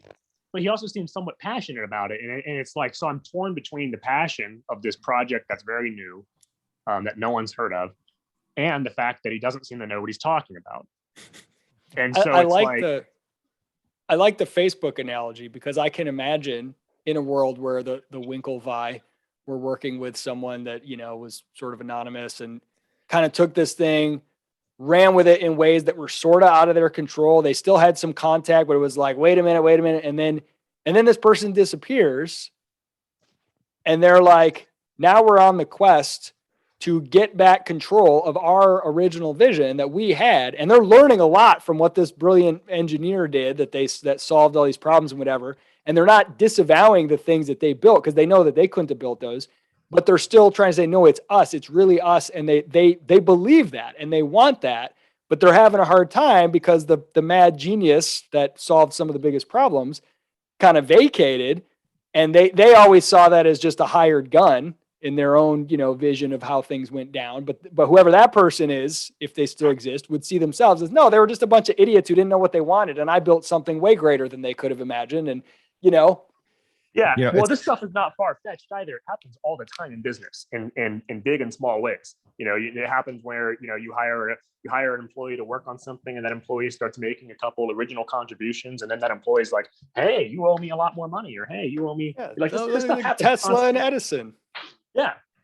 So like, it's not far-fetched. I mean, it's perfect. And by the way, a lot of the stuff that people look at about Craig that they claim is far-fetched is actually not that far-fetched. Like, people forge contracts all the time for all sorts of reasons that are good and bad, I think. And people lie all the time for, again, good and bad reasons. It's not clear to me that just because he's doing those things that he's necessarily doing them for bad purposes. No, I would say if you're trying to file for R&D credits with any tax department, I mean, there's no way things are going to be all screwed up. The whole thing is screwed up. The whole process is screwed up. So like, I'm not saying that's what's going on. There could be something more deliberate, but like, you're going to find misrepresentations or disagreements with tax offices with, I've said this point before here. Law is not some clear cut and dry thing. And it's like, oh my gosh, you had a fraudulent tax return. It could be an accident. It could be a whole bunch of, that is not enough for me. Well, if you've done business too, and you've ever been accused by the government or like some auditor of like a crime, that's a public record thing. And then someone Googles it, and if they have no context to it, they're like, oh, look, he was accused of this by some government official. Like, it happens all the time. And this stuff is public, right? You can go search it. And without, or any lawsuit that's filed against you, it's all public, right? I've had it times where like I'm Googling a friend or Googling someone I knew in the past, and it's like, oh, here's a lawsuit that he was, they alleged he did this. And then, of course, the human nature being what it is, the temptation is to sort of believe that it's true just because an allegation is made, or just because there's a statement by a government official that says he did X, Y, and Z. That doesn't necessarily mean anything, though. Like this, like even like the IRS tax audit, I have no idea, really. I don't think we can know what the truth is from that. You got some government officials claiming one thing, but we all know how these people are. No, I mean, look at Ross Ulbricht, right? Look at what happened to Ross Ulbricht. And then tell me that, well, if a judge says that, or Kyle Ritz. Did you guys watch that story? Holy crap! Evil gut prosecutor. So like, not only the judge, the prosecutors, the documents, but then also the way it's portrayed in the media. I wish TK, if you're there, pop back on, would come back, because this is what I find hilarious about this recent case with Craig. It's almost impossible to find a neutral reporting on it. You can find one of two. You can find one that's like, Craig Wright is proven to be Satoshi, the genius behind Bitcoin. He now has access to all of these coins, game, set, match. Or you can find articles that are like, Craig Wright cheated his dead friend, found guilty, owes a fine of $100 million, which is completely incorrect and untrue. Like, you can't just get someone to tell you what happened in this case. And it's complicated, So this is happening in real time too. So like, then trying to go back a decade or two and to go weed through this stuff, it's like, it's not like you're grasping at small bits of information, and you don't have any context. And that's one of the things I dislike about the Arthur Van Pelt guy's stuff is, like, despite the fact that he's good at digging things up. Yep. He's very bad at imagining things as like a human being. Exactly. No, he is great at providing. He's great at providing the dots, and then the way he connects those dots is just like exactly. Yeah. Well, so I want to say, though, in fairness, it's one thing to be accused of tax fraud or whatever. It's another when a lady testifies you were not board of directors, but you claim to be on the board of directors first, right? That seems like that's harder to explain. I think Derek got to the bottom of that one too. You solved that one. That one is so I can explain this a little bit. Okay. Because I was digging into that because people were claiming that this is, and so I wanted to see, like, is this a real organization? Anyway, so I went and found their old Twitter account, and there's like very little followers, and there weren't a lot of tweets, but I'm going through them, and they're all linking from some Facebook page that's down. And I was able to go back through into one of the archived links, and it's actually Craig Wright's personal Facebook account that's connected via the API to Twitter, so it auto posts from Facebook. And the reason I was inspired to do this was because there was one post, and it said, from the account. It said, "What people don't understand is," I was like, "Oh, that sounds like Craig."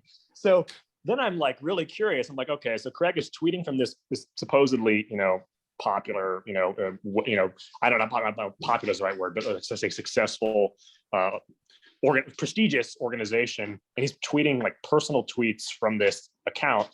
Anyway, so I went to the GICSR.com website, and I found the PDF that announces that Craig is the on the board of directors. It's like a press release. Yeah, where Craig is joining the board. This is great. All this stuff. Yeah.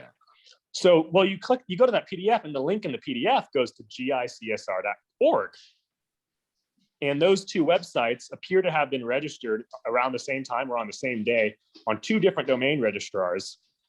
And it's not clear to me that like the .com website is owned by the same people who own the .org website. And yet they're and it's like, so you read the footer on the PDF, it's like, well, why would they have the PDF on the .com website go to the .org website?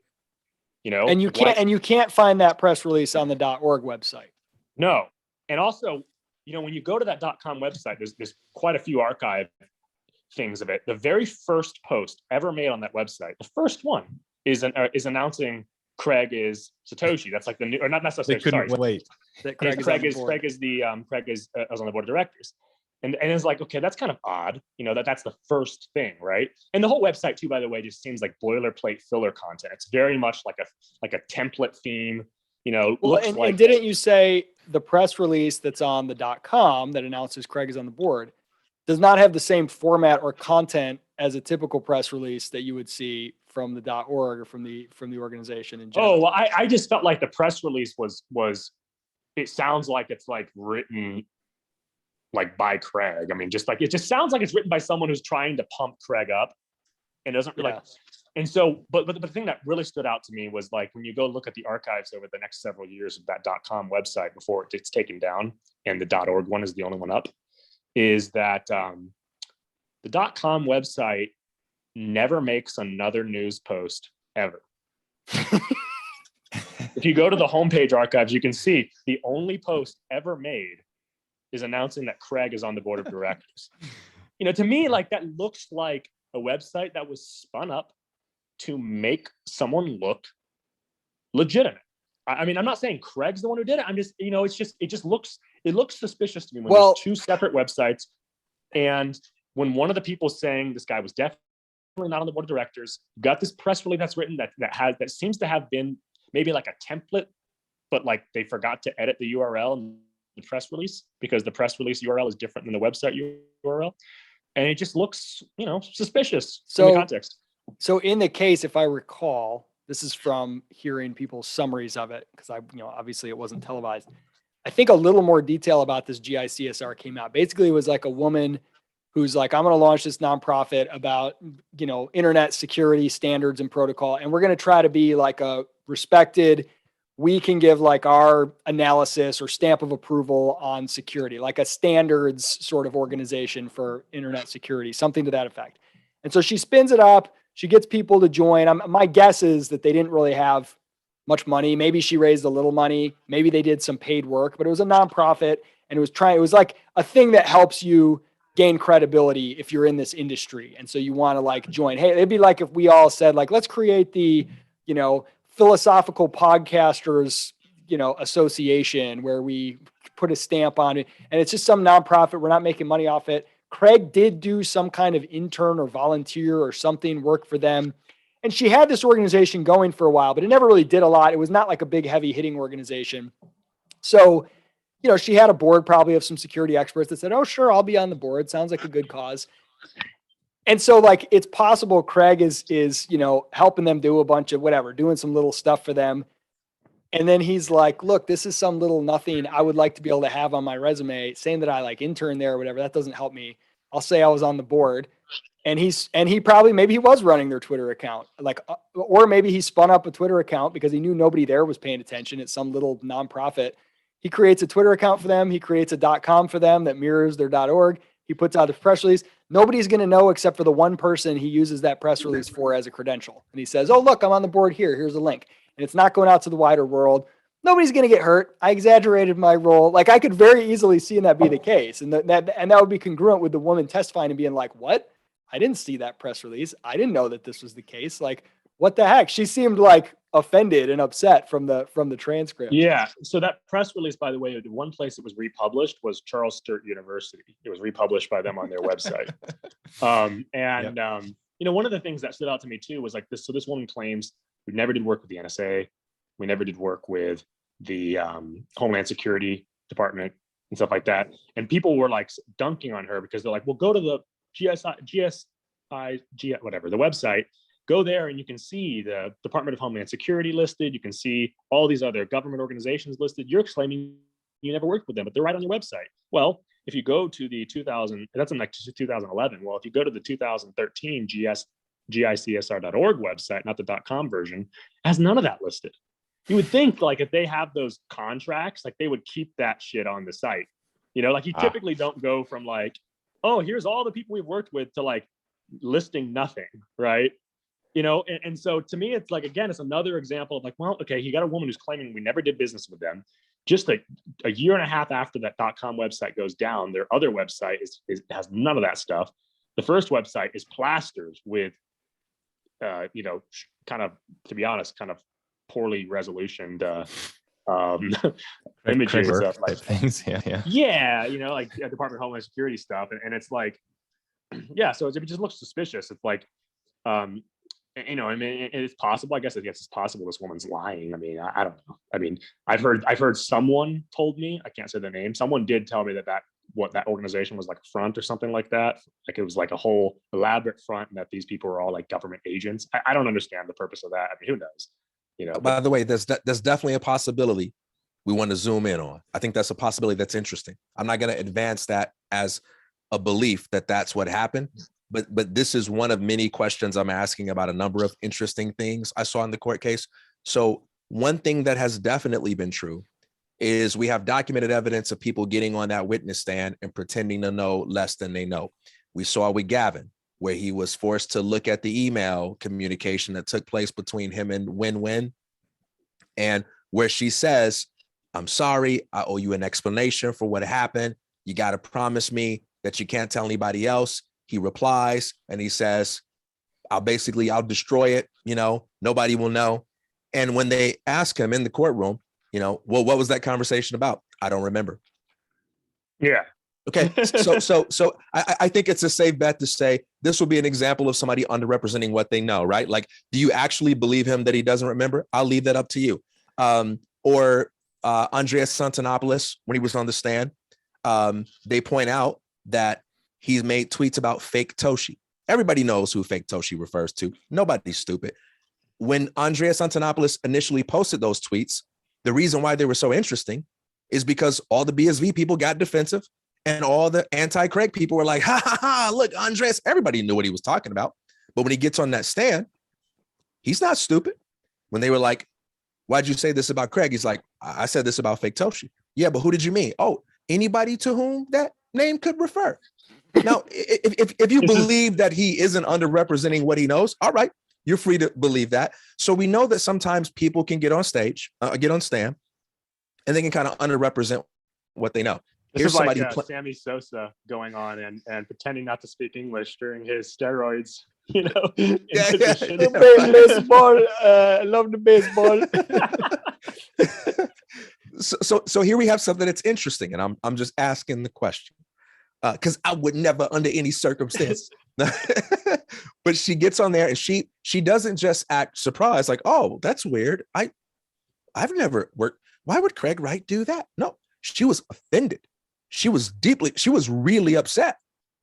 So I'm just curious to see if she does say anything about what she was upset about. I'm curious if she walks away from it being like, yeah, I was upset in the courtroom, but I'm not going to do anything about it. But why would she? Why would she? It's some nonprofit she set up years ago that doesn't even exist. There'd be no reason she would ever go after him legally for that, because it has no financial consequence for her. Well, I think the thing that bothered her was not the board of directors thing more than, so there was another, I don't think this happened. I think this was earlier. It was in the previous, under the previous judge. Yeah. There was something where like it came out where there was a signature that had appeared from her and Craig on some document related to some big financial transaction. I think that was what she was pissed about. That's specifically what she was talking about in one of the testimonies, because she was saying she was not involved in that deal. She's never done business with that. And she was like, how the hell was my name put on this, you know, and it didn't look like her signature.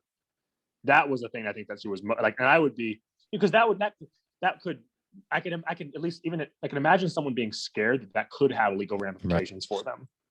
And by the way, so this isn't me suggesting that she does that. This is just me letting her be her own spokesperson. The way she expressed herself would make me inclined to think that. So you're basically saying that Craig was working with this woman on super secret NSA contracts that they're not allowed to talk about, but Craig talked about it anyway and put it on a press release. And this woman is not allowed to say that stuff actually all happened because it's like some kind of intelligence operation. I mean, it is possible. Like, I know it's possible. There's plenty. Okay, but there's plenty of like even just less like crazy situations in which like one party can't say something and another party is like free to do whatever the hell they want. I mean, to bring it back to TK's coaching analogy, that's a classic one where like you're working with someone and you have a coaching business and you know your client goes off and starts bad mouthing you, and then you're like, well, wait a minute, like this is what was told in our private conversation, right? If you go out and start doing that, like you could look terrible, you know, even if you're right. You could look terrible because now their customers are looking at you like, oh, this is the kind of coach who's going to go run his mouth about what, you know. And you like literally can't win. You can literally can't win. Yeah. So you got to just eat. You got to just eat shit, you know. And it sucks. And I think a lot of stuff that goes out in the public eye, where like someone's accused of something and they don't really give a good response. And I think a lot of it is eating shit often because you know when you're in a position of power or authority, and you have different costs to pay beyond the reputational cost. My only reason for sort of poking fun and being like, oh, so maybe it was all, it's not that doesn't happen. And it's not that has not been a part of Bitcoin's story. It absolutely has. There is intelligence agent. There is crazy stuff. It's only that it's become comical that BSV cult member types literally will every single thing that is difficult to explain. Yeah. It was, well, there was a super secret MI6 mission that explains this. It's like, it's just way too convenient. There's always this too convenient, like, oh, well, if it appeared fraudulent, it was because Greg Maxwell hacked it. And if it appeared that the person won't talk about it, it's because it was a super secret mission to end human trafficking. You know what I mean? There's always something. Yeah. So Greg was shot on secret missions and therefore is right. There's one story of okay, what can you not talk about? You look like you're nervous. That was a secret way of saying he's stressed and help. So there's one story we can tell of state involvement and agency involvement. Craig's the good guy. There's another story we could tell which might explain a lot, which is Craig is working with the intelligence agencies as a bad guy. So like, what if it's the case? All of this financing to run BSV at a loss for Craig and Calvin is because hypothetically the government is threatened by big block Bitcoin. So what do? They get a two-faced person to make a good block coin, and they do everything then to destroy the reputation of that coin to make it get like number 80th most valuable coin, and like the most discredited, the most coin of all products is BSV because Craig is doing his job with the intelligence agencies. How about that story? Or, I mean, go I ahead. Theorized before that Calvin could be a Fed. I mean, I'm not Calvin. I'm not accusing you of being a Fed. Please don't sue me. I'm just like, when you're in a position where like, so it's pretty common where these guys who are accused of these big financial crimes, they go and testify, or they give information that gets them off from something. Like Calvin was hounded by the Feds for years, and I'm not saying he should have been. I mean, a lot of those gambling laws were stupid, but like he was definitely, in quite a bit of trouble, and then he got off, and it's possible that he got off by giving information or becoming. Maybe he rolled on some guys. Yeah, I mean, and to someone like that, like once you do that too, you're kind of always involved. Like what better way would there be to make the best block Bitcoin and make the head of it? Isn't that the best way to run big block Bitcoin into the ground you can come up with? It's not like you can you can't be like, oh, I've got a better big block Bitcoin. It's not gonna, you're gonna end up with SV anyway. Well, I think I think the best way has already been done. The best way to do it is BTC. I think that's the best way to do it. But if you haven't won that fight, because there's still the threat of block Bitcoin, you make the biggest block Bitcoin and then run it into the ground. Yeah, but BSV Well, they is, could have run it into the ground earlier. I mean, I don't know, but it just seems like what's the point in continuing it by still continuing it? Like they could do a lot more to sabotage things than they are. I see some of their sabotage now as more just like incompetence than I do see as like deliberate. That's pretty far on the far-fetched scheme, but I like entertaining it. It's also about what if Craig is a spook and he encounters Satoshi and he basically blackmails him. He's like, yeah, look, right, we got right. you. If you don't let me claim to be Satoshi and feed me necessary information, you're going to jail for life. I just think he'd be a better, he would be a bad, that's the case. Hey, so Right? now some of this is One of sounding like things the that gets me opposite. going back to government conspiracies and other stuff is the suspicious death of Dave Kleiman. Like his death is just straight up suspicious. It doesn't look like he died of natural causes. It looks like he was murdered. If you read so I have a link somewhere. I never see it shared. It's the original actual police report, right, that was done by the officer on the scene, writing it up, and it just reads like it's just like the dude is murdered, no question. When you read that, as opposed to just the news coverage, which is suspicious enough, the write up done by the cop was like, oh my god, there's no question. This okay. I'm gonna throw one little bit of intrigue on that fire. It seemed very, very, very important in the court case to spend tons of time establishing just how sick and how ill Dave Kleiman was, and that he was basically about to die. They spent a ton of time on painting a picture of Dave's last day, how much he was in the hospital. Just so you know, of course, this dude just died because he was so sick. He was so, I don't know. Just putting that out there. TK, you've looked very uncomfortable during this. Once we started talking about secret agents, you got real uncomfortable looking. Oh Just man, like that. I like the TK is a spook theory too. Hey, why don't you reach for I that can't fake tell you water? all what I know. Take a fake drink of water, TK. No, I get it. I forgot about that. That's one of the greatest conspiracies, that TK has no water in his cup. Because he is a being that doesn't require water. He's not human. TK, what were you going to say? Well, with what Derek was saying, and this goes what you just said about the whole climate thing, is I remember one of the phone calls where they had the information you could dial into to hear, one of the hearings. I remember there was some dispute over some information being released about certain people being identified. And I remember one of the lawyers just like spoke up super passionately and was like, hold on. We need to be very careful, because in Bitcoin, there are people that have ended up dead. There's a trail of dead bodies. This is dangerous. And they were really fighting about making sure this conversation was private, making sure they protected the identity of somebody that both sides were debating being talked about. And that's one of many moments when you look at this kind of stuff that starts to make you realize that there might be a lot more to underrepresenting what one knows than just like, oh, I just enjoy lying all the time. Like, there's a lot of money at stake. There's a lot of power at stake. And another belief that I think would be naive to hold is to think that anybody who's in the center of these big battles is working alone. And that all the people you see publicly on Twitter talking out loud, that those are all the main players. There's nobody behind the scenes. There's nobody you don't know about who's pulling any strings, who's saying, hey, don't do that. This is what we're going to do. You don't have to worry about any powerful people that's not on Twitter. It's all Greg Maxwell. Yeah. And it's probably people that are connected to the state. I'm right. When you're talking about the crypto industry, there's been huge legal fights for decades in cryptography. So I wouldn't be surprised if some of these behind the scenes people are 100% state actors. Yeah. I remember. I think I heard Kurt saying this for the first time, and I think I maybe heard it somewhere else too. But that PGP encryption, when that was invented, it was classified as like a weapon, like the same level of security as like nuclear secrets, and that was considered like a weapon. That guy was like hounded by the state because states view anything that has any kind of technology that can evade them as a big threat. If you read the cryptography mailing list, one of the biggest points of discussion over in the 90s was all about that. Like, it was constantly talking about PGP and being declared armaments. Actually, one of the funny things that Adam Back did was Adam Back had a t-shirt that he made, which had a encrypted, I don't know what statement on there or something like that. And he said, this shirt has been classified as munitions by the federal government. Yeah, it was like an illegal number.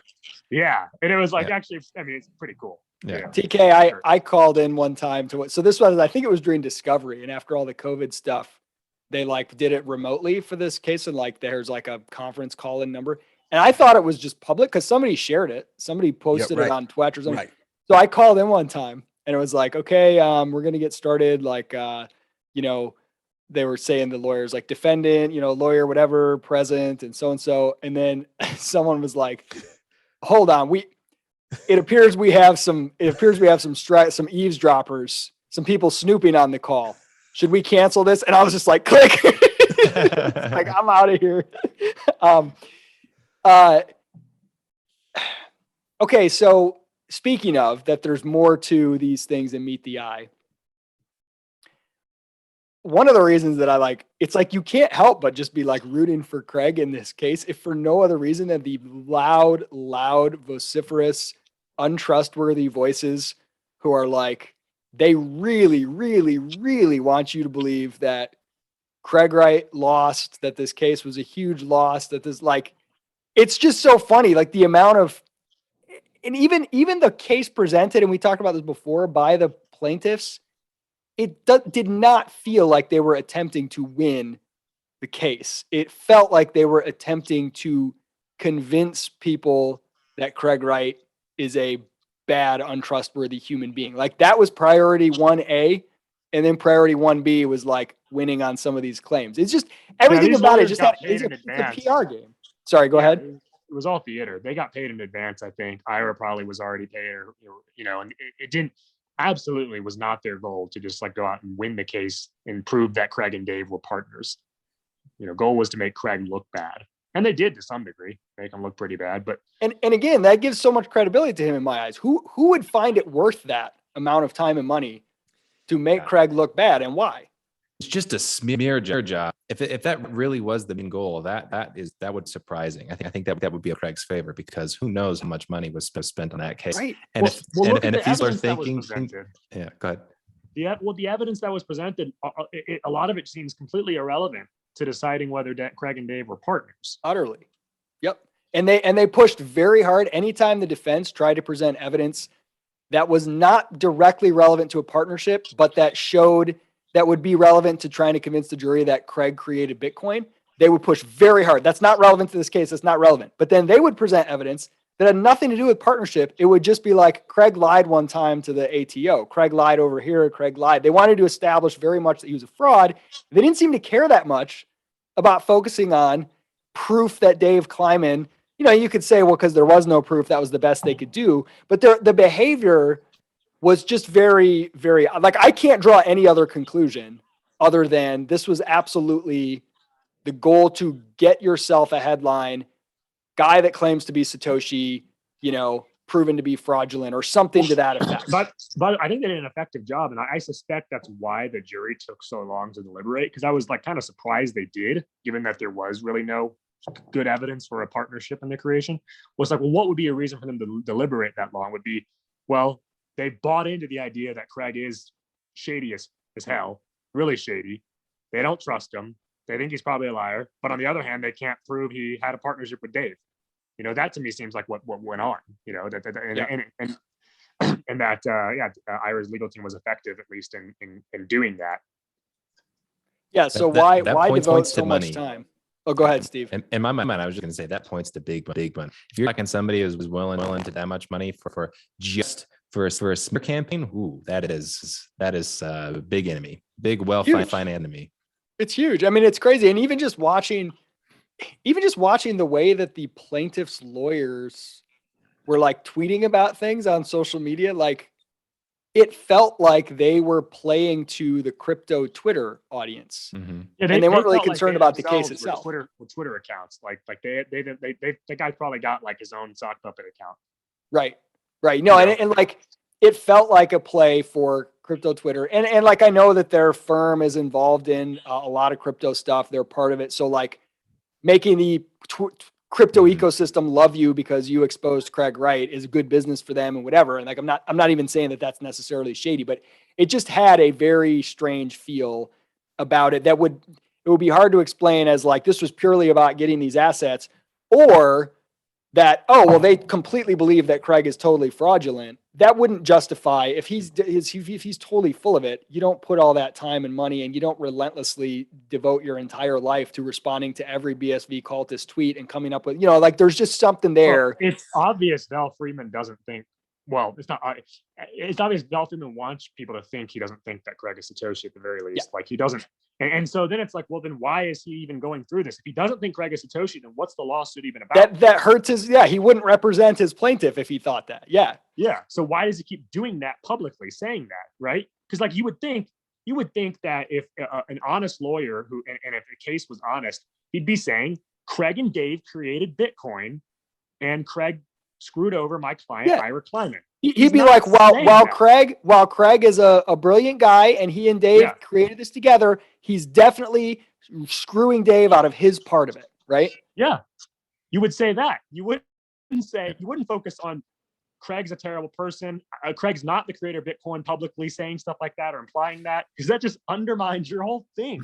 So I don't trust that thing at all. I think it's a point in Craig's favor, but I do think you can take it too far sometimes and like think that just because a guy has a lot of enemies that like is evidence that his whole story is true. Like he could have a lot of bad enemies and also be, largely fraudulent too. Well, here's another interesting element to this. So suppose then that they didn't go into it thinking that he's really Satoshi, which would seem like a real waste of time, right? But one explanation you can come up with is, well, maybe they just wanted to hurt him. They just wanted to make his reputation look bad. But now we have a problem, because here you have a guy who claims to be Satoshi. You got him on a stand for I don't know how many days, and you never seem interested in boxing him into a corner where you can get him to commit perjury or embarrass himself by asking for direct evidence of the fact that he created Bitcoin. I couldn't think of a better way to embarrass this guy. Why point out some lies that he said over here, some lies that he said over there? If I really wanted to take him down because I'm angry about him claiming to be Satoshi, I'm gonna get him on a witness stand and ask questions like, hey, are you the author of the white paper? Do you have any copies of it? I want to put him in the position so that if he shows anything in a future case, I got him for lying right here. Or if he has some BS weak sounding story for why he can't provide evidence, I make him look shady there. But they didn't do any of the things that you would expect. The defense did all that and they objected to it. Yeah. Yeah, that case is really shady. It's hard not to look at that and think that there's a lot more going on. And if you just look at it and you buy into the veneer of the case, you're just an idiot. And that's the problem with the core guys, is like they are so uncreative about their theorizing about the possibilities of what's going on. Completely uncreative. Yeah, it is. The level of simplicity in the explanations to the people that write it off is like, it's like, okay, the amount of mental stretching you would have to do to make that fit the available facts is crazy. But it's like that's the quickest thing that comes. Sorry, Steve, go ahead. I was just gonna say I didn't follow it close. But so my suspicion is that beforehand is that this was going to they were going to try to use this to bolster Craig's case of Satoshi. And if that is not what happened, like if their argument was trying to mock him and diss him further than he's already credited himself, I definitely think that's a point in Craig's favor, sure. Yeah, well, it was interesting because coming into the trial, I think most of us probably thought something like, this whole. I suspected that this was all a scheme to get Craig to, be able to use this trial to his advantage. Like I thought Craig was seeking this stuff out, right? And I think to some extent, like that's what they did want that, but it turned into that the people with the real scheme was the opposite people. That the other side, the people, Ira's team were the ones who actually had deeper ulterior motives than even Craig's team. And I suspected it was the opposite originally, but I think it turned out, Ira's team is the one that's really, really suspect. DK, I have 2 questions for you. One, something that I never once believed was going to happen during or after this court case, but Craig kept insisting, coins will move, coins will move. Why do you think he keeps saying that? If there's some, is that just him having a lack of self-control and he's saying that because he wants that to happen and it can't happen? Or is he saying it knowing that it won't happen, but he's trying to mislead people? Or is it actually happening and we just don't notice it? It's been happening slowly. I'm just curious your thoughts on that. And then we can wrap it up with COPA, which I know you believe will be the savior to end all. No, I'm only somewhat joking. This is one area where I do believe we're seeing direct strategic misdirection, where that doesn't mean I believe that Craig sits around and spends 3 hours coming up with the exact sentence he's going to say in order to misdirect people. But I believe this is an area where it's part of his ace. It's very important to him. And it's very important that this be a big slam dunk for him. And it's very important that you do not see him coming in a way that allows you to stop what he wants to do. Because I believe if he controls those coins and if he can move them, I believe there are some ways that people can stop him. Legally, technologically, there are some ways that people can stop him. And I believe they will do their best for sure. So I believe that there are 2 possibilities. Whenever someone says, I'm going to do this thing over here on this date, 2 possibilities. One is you are already doing it or have already done it, and you're just misdirecting so people's attention is on something else, right? You've already done it. Another is you plan on doing that, and you plan on doing it in a slam dunk way, and you're misdirecting in the opposite direction. I don't know if he hasn't moved those coins or not. This is why I put a big emphasis on saying, when I try to explain Craig, it's not coming from a place of faith. I don't start with the presupposition that, oh my gosh, he absolutely must be Satoshi no matter what. So how can I explain things in light of that? I come at it from the direction of saying, what's the best possible explanation on the table for why someone would do this or that? And I think with him, just because he says I'm going to move it, doesn't mean I take him at face value. It doesn't mean I say, oh, okay, well, I trust that he, that he's telling it like it is now. Like, he might be strategically misdirected. I don't trust that. He might have already moved them. Yeah, but he says he doesn't have access to the keys. Hey, I might say that too. I might say that too. And regardless of what you think about it, I have a hard time believing that anybody in a situation will be forthcoming about that. If you had access to that much wealth, you're not going to fool me into thinking that you just tell me everything that you know. There must be some misdirection surrounding that. Even if you don't think Craig Wright is Satoshi, whoever has control over that is a king of misdirection. Well, it's almost certain Craig hasn't moved them because of the identified addresses that are almost certainly mined by Satoshi. He hasn't. None of those coins have moved, right? Most of these coins have not moved. So I don't know that. So transaction, something, but he hasn't. But certainly they haven't moved from those addresses yet. Well, in the last 2 weeks, haven't 100 BTC a day from really old addresses been selling, and only the BTC. I remember seeing that in a couple different places, and I didn't dive deeply into it.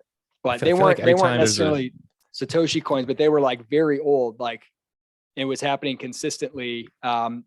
I think it was early December when it started, and I don't know if it's still going on. I've seen some of those, but then and people were like, "Well, the BSD didn't move," but then later on, and then they do. Yeah, and then it did every time. Yeah. But to me, the BSD not moving could be easily or more easily explained by the fact that it's harder to sell BSD. Yeah, a lot harder. Yeah. So I just don't buy that theory. But I mean, it's always interesting to see. I do think though that there's plenty of reasons not to move coins. I mean, absolutely. I mean, certainly. Stamos himself has said that we should freeze Satoshi's coins, and I don't think it would be outside of the possibility of Bitcoin devs from doing something like this, where they see, okay, Craig's actually moving coins. He is a danger to the chain. We need to hard fork to make sure. They would do something like that. Absolutely. Or and they may have already done that.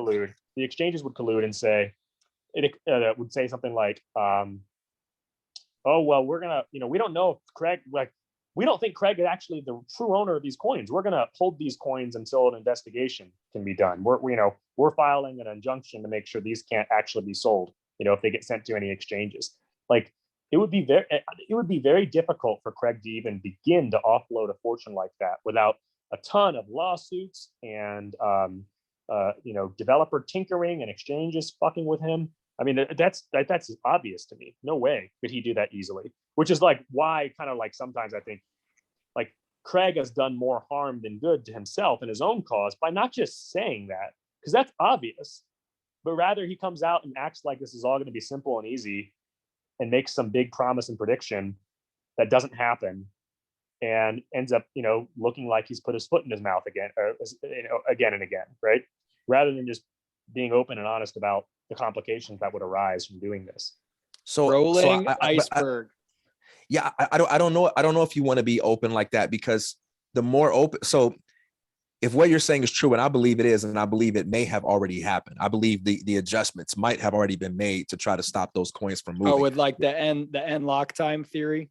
I think that's a plausible theory. I've been thinking about that theory for like a year and a half, and the more I think about it, the more plausible it seems. So a quick recap explain a for lot anyone who of doesn't know. Craig's It's basically the insistence to theory wanting that to go back to the original protocol, like in his anger about it too. Yeah. It would be more than just, oh, you destroyed my creation in some theoretical sort of autistic Right. sense. It's like, you took billions of dollars from me, you fucking devs. Like, and the reason he's so keen on trying to establish that the protocol developers have a fiduciary duty.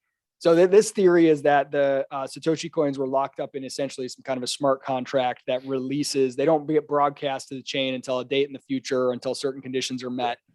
And I don't remember when it was, the core developers basically removed some functionality. I think it was when SegWit was put in for this end lock time feature, more or less. I'm botching the technical stuff, I'm sure, but basically they broke it so that if you were to have created a contract like that prior to that date, it would no longer execute as planned after that date. And so if a bunch of coins have been locked up in that way, this would be a way of essentially freezing those so that they could no longer be accessible, is kind of the one theory.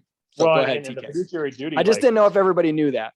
I think it's reasonable. I mean, so the fiduciary duty claim is interesting. I just want to, before I let TK go. Sorry, TK. I'm gonna let you finish, TK. I'm gonna let you finish. But, no, it's just like, I'm not opposed. Like, if that's true, I'm not entirely opposed to the idea that devs are responsible for that. Like, if I had a bunch of money and devs went on a system like that, and the devs just changed it arbitrarily, and suddenly I lost everything, I mean, I'd be pretty pissed. And I wouldn't say, I mean, that's why I think it's so important to have the chain set in stone. Because if you don't put it set in stone, then you end up in a situation where, all these lawsuits against everybody else are in some way justified. Like, I would want to sue the devs if they did something like that. I think that's reasonable. I don't want a system in which that can happen, but that can happen in a system where they're tinkering with it. And especially if you play the idea that they knew exactly what they were doing, like they had inside information, and Craig Wright, and that for the purpose of spiting him billions, then you got to expect law is going to be involved. Yeah, sure. TK, you have the floor again. Back. Well, this would also explain why, to everyone's dissatisfaction, he would be so preoccupied with the law, because anticipating the kind of response people would have to what he would need to do, he's taking maybe what could be the only approach that he has to winning at this point. So it would explain a lot in terms of his obsession with the law, but it also would explain why you don't want to be too transparent and forthcoming about what it is you're trying to do, because you don't want them to prepare for you. You want to be a step ahead of them, because clearly these are people that are willing to put forth a lot of effort to try to keep you from accessing those coins. I think it has a lot of explanatory power. Well, look, Like, it again, would also behoove you to, getting to your point, TK, about misdirection. Let's say you have the ability to significantly move the market, or, and you're like, hey, if that's coming, there's a lot of different things interested parties with big pockets can do to mitigate those risks, to prevent that, to reduce the pain, all sorts of things, especially if they know when it's coming. But the things that they have to do to prepare for that are expensive. So it would behoove you to do a head fake, to say, I'm going to do a giant rolling iceberg order and I'm telling my fans this, and it's going to be on this and this date, and force your enemies to run around trying to figure out if this is really going to happen and what do they need to do to head it off, and to waste a bunch of time and resources. Like, that's not out of the question. Now, again, I think a lot of times Craig is credited by his fans of playing some sort of 5D chess, when I think he just has poor impulse control and just says a lot of shit, as evidenced in the courtroom. They literally had to be like, okay, you're not allowed back on Slack until this is over, because during the case itself. So I think there's a lot of that going on, but I also think there are reasons where, go ahead, say some stuff, make some claims. It doesn't really matter, if you have the ace in the sleeve, so to speak, and there's reasons to not just immediately reveal that. There's also reasons to throw some head fakes around that too. This would explain why, like, Calvin and other people who, haven't dumped him. Because, like, sometimes you look at the stuff and it's like, okay, like, how have you not just, like, stopped letting this guy be such an ass? Well, if you know that you're going to win no matter what, or if you know that, like, yeah, those coins are moving no matter what, we already can do it. And now it's just a matter of waiting. It doesn't, in the end of the day, it doesn't actually matter really what Craig does right now. It just wouldn't matter. He could do anything he wants if you have that actual ace in the hole. So that would explain, I think, Calvin's behavior too. By the way, I think engaging in a little explanatory reasoning about someone like Calvin believing in him, while I think it's totally true that just because someone with a lot of money, backs you, that doesn't mean that what you're saying is legit or that what you have is really valuable. But it's way more complicated than that for Calvin. It's not like typical scenarios where maybe some scam artist gets a person to make a one-time investment or what have you. This is the kind of scenario where Craig showed Calvin something in private. And since that moment, there are a ton of very bad looking things that have happened for Craig that would make any reasonable person say, oh, let me double check what happened, because he might have tricked me. I don't have to tell anybody that I'm questioning myself. I can still keep a front that I'm confident in public, but let me at least look into this one more time. Let me call Craig up and be like, hey man, what's up with my money? Somebody just showed you, contradicting yourself in this or that. This has happened so often. And every single time, Calvin just keeps dumping more money into it. Doesn't mean that he's going to win, but the probability that he has been deceived decreases more and more. The probability that Craig showed him something one time and that he just didn't, check the computer properly, or he didn't have the right people, looking into him. I think that would be a naive scenario that people much dumber than Calvin wouldn't even tolerate. It's easier to believe that. Say what? I was going to say this theory applies even if Calvin and Craig are scammers, because even if Craig is Calvin's sort of front man for a scam or something like that, or Calvin's Satoshi, and they're both scamming, like, it doesn't explain why someone like Calvin would continue dumping money into a partner who's like screwing the scam up like royally with his behavior, right? Like, eventually he would just be like, okay, you're like, we're never going to make this work because you can't shut your mouth.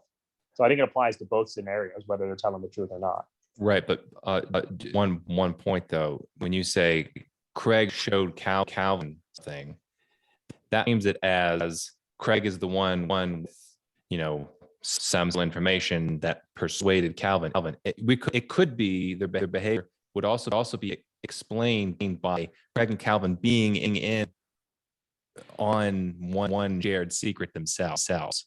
So they might tell a story. Calvin might tell a story of seeing Rusty Staples, but it might be if this is his elaborate scheme because they hacked Satoshi, they have Satoshi's hard drive or what. It might not be. It has literally any information that Calvin's by, but they're both in the same thing.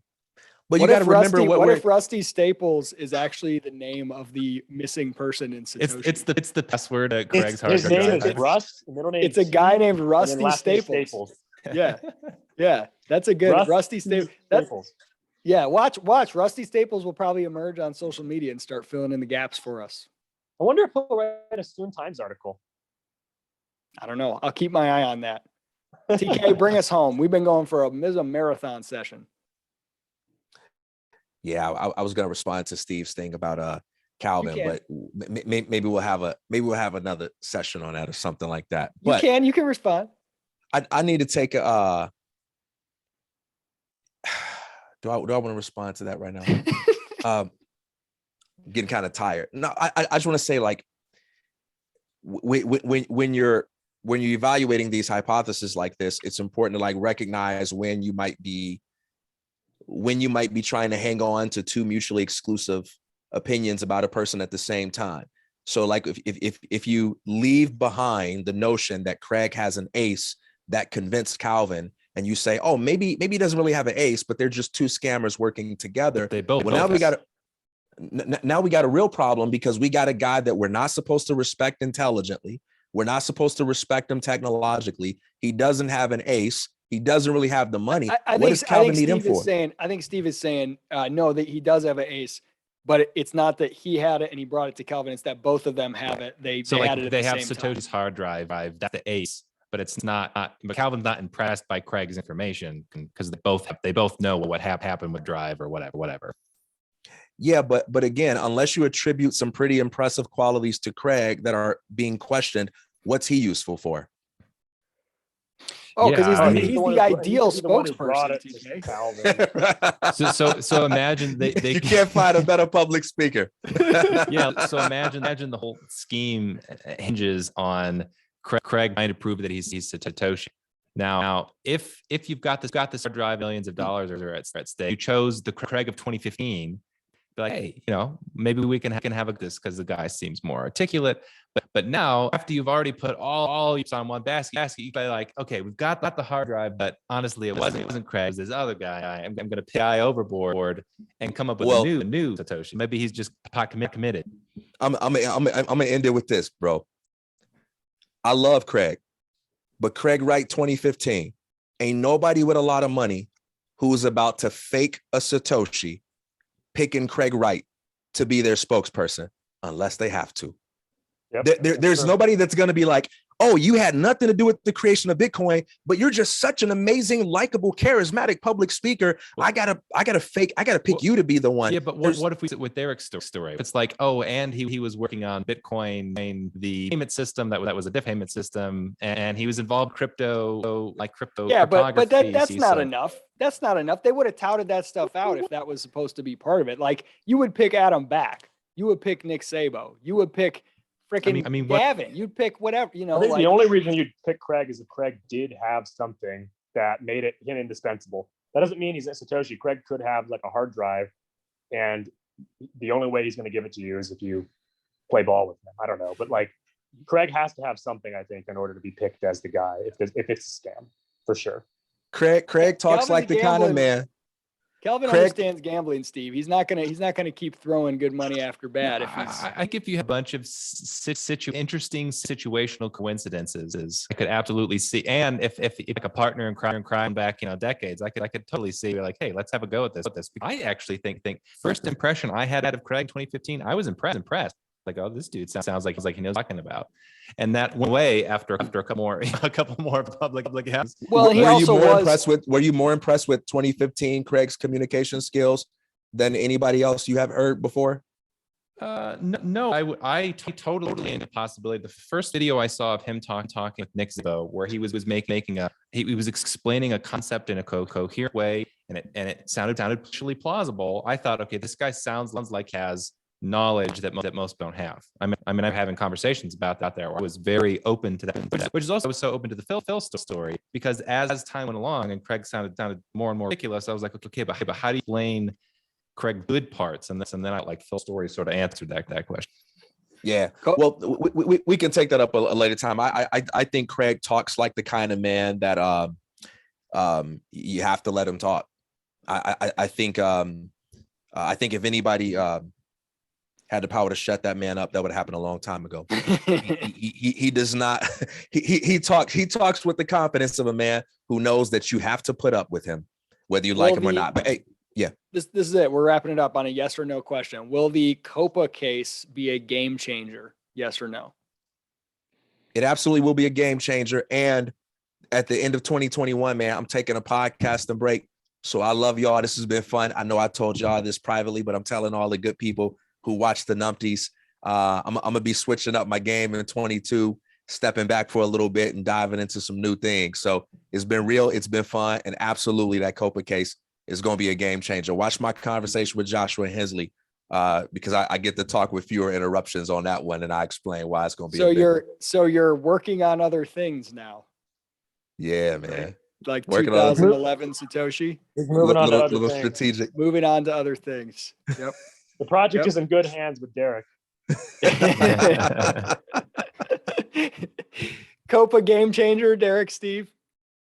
Possibly. I don't know. I mean, I'm skeptical, but I'm also, I'm kind of just in the middle. But I'm saying, I think I've told you guys, I root for Craig because I just think that the opposition is terrible. And I think there's a lot more to Craig than meets the eye.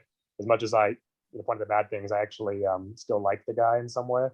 Yeah. And I also like, I genuinely do root for him because like, I don't think a lot of the stuff he says, like he's right about, even if he's not the only one saying it, he's right about a lot of stuff. He's very, very much correct in breaking down the delusion that this stuff exists outside of government. He's very much correct in pointing out the lies and hypocrisy and fraud and criminal activity, criminal in a bad sense, I think too, of these other people involved in the crypto space. He's not wrong about any of that. No. Sometimes he gets a little bit too zealous about it or points to things that he doesn't need to point to, I think. But he's brought, even if he's just popularizing it, he's brought a lot of stuff to the table that like is way more popular now because of him. And yeah, I root for him too, in his last case and in this COPA case, because like you said, when you look at the opposition, the way that it's framing things, like it makes it hard not to. And I agree, even though I don't like a lot of the realities, like I wish it were possible to create a technology that's completely outside of the law and out of the reach of government, but it's not. And the delusion that it is incredibly dangerous, that all these core people and all these other people trying to pump coins. And like, I love that he's calling that out too. But I don't think COPA will be a game changer because I think it won't go to trial. I think it will get, you know what I mean? I think it'll get dragged out and then it will kind of eventually fade and it will be like, and then both sides will get to claim that they won. That's what I expect. I hope something big happens, but Steve? That was my prediction on Hensley's show. I said, I expect COPA to pull out. Yeah. It's only a game changer if they go through. I hope Craig ends up being like, so, okay. One thing I've been thinking about, is just that like, there's a difference between the kind of person who like wants something bad to be true about someone and who wants like the goodness to be true in them. Like I want Craig to be telling some kind of essential truth. Like I don't want it to turn out that he's like a really shitty person, scammer, liar, all this stuff. Like I'd like to see him redeemed. That'd be a great story arc. It'd be wonderful. Yeah, I'd love to see, and even speaking personally, like the conversations I've had with him online in the past before the BSV split, like I always liked the guy. Like actually, I enjoyed talking with him, interacting with him on Twitter, and I enjoyed a lot of his opinions. I missed him when he left Twitter. I thought it was a big loss. I thought he was funny and interesting, and a good voice in the Bitcoin community. And I like prickly people. That's why I'm friends with Steve,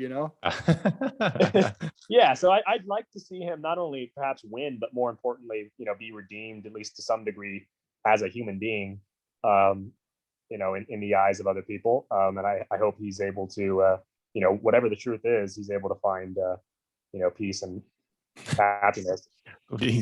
Derek, this is what will happen. He'll win, he'll be redeemed, all those things. And then he'll send you to Thai prison. And that will be the, that will be the thanks. Jail still. Yeah, I feel like I'll just make the I've made every other time, which is, do I think upcoming X is going to be a big deal? No, I hope something big happens, but so far I don't feel any big shifts that have happened with almost anything that Craig has done. Like he's set himself for big, massive reveal of which have happened, and so keep going with that bet. And just for the record, like I just had it in, and I just saw that it was posted, so you guys got to see this interview. Had a conversation with a prominent BTC guy who made crypto consulting firm. It was a very, very interesting conversation. But anyway, with him, I was talking about how BSV has some good tech, and he was getting hung on Craig Wright, right? And from his perspective, I'm like a Craig Wright supporter, right? Because I might have been involved in the creation of Bitcoin. So I am totally down with saying Craig might have been, a part team. He's not a genius, didn't write the white paper, and that's okay because he doesn't need to. I don't have the expectation that everybody part of that team is going to play super genius role. So what happens? Like it is going to take some serious convincing, or my mind on his intellectual ability. That doesn't mean that there's parts of the man that aren't respectable. If this would stop lying, I feel like I'd have a lot more respect for him. Steve, Well, me, you like need I to have said, a he may debate have on some this, good man. reasons. Just the two of us go toe to toe on this. I think I can bring you over. Okay, great. I think you're already there. I just got to reframe it for you. Bring you over on what specifically? On the level of intelligence? Or on the line, which part? Like you think it's cool he's lying, or you think he really is more intelligent than I claim? You think you could convince Steve Patterson of the brilliance of Craig Wright? I'm gonna help him get over his quest to be impressed by Craig Wright. I'm gonna help him get over that. I'm not on the quest. I'm the quest ended a while ago, and I have a comfortable explanation for what he might have done. You only got 2 weeks before you're actually already 2022, there. Then, like you're already there. Like you're already there. Like for all practical intents and purposes, there's just semantics there. You're already there. You believe he was part of it. If you believe Phil's story is plausible, you believe that Craig was part of it. He was the driving force. You're just not impressed by him. You should watch my show with Joshua Hensley. I talk about this, man. I'm not. I'm not impressed he with that wants show, to. TK. I'm not impressed by what Craig wants me to be by, which is like a very restricted claim. So I'm all about listening to what he's saying, and if he wants to present himself as a high level thinker, I'm not impressed by that. But I don't. It makes me think about that Harrison Ford movie, The Fugitive, where Harrison Ford is accused of murder. He's like framed, and there's a moment where Tommy Lee Jones, the detective that's coming after him, there's a kind of a confrontation, and Harrison Ford's character says, "Look, I didn't do it. I didn't commit the murder." And Tommy Jones says, "I don't care. I just want to catch you. I just want to catch you." So we'll end with this, man. Look, whatever all this craziness, whatever is or isn't true with all this stuff, like it or not, BSV is freaking good tech that has economics that makes sense, and it works, and it does all the things that Bitcoin could do. That's a really crazy thing. Whatever your explanation for how that came about, I don't care. The shit works better than everything else I've seen out there yet. And I've tried a ton of stuff to try to figure out, and I haven't found anything better yet. It's an uncomfortable truth, but it's real. The best evidence out there that there is. And think of how many people tried that and failed. So many people smarter than him. Think about how many of them failed. Gentlemen, there's one man that did it. It's been fun. TK, you need a sip of that. Roy fake Murphy. water. All right, guys. We'll see ya.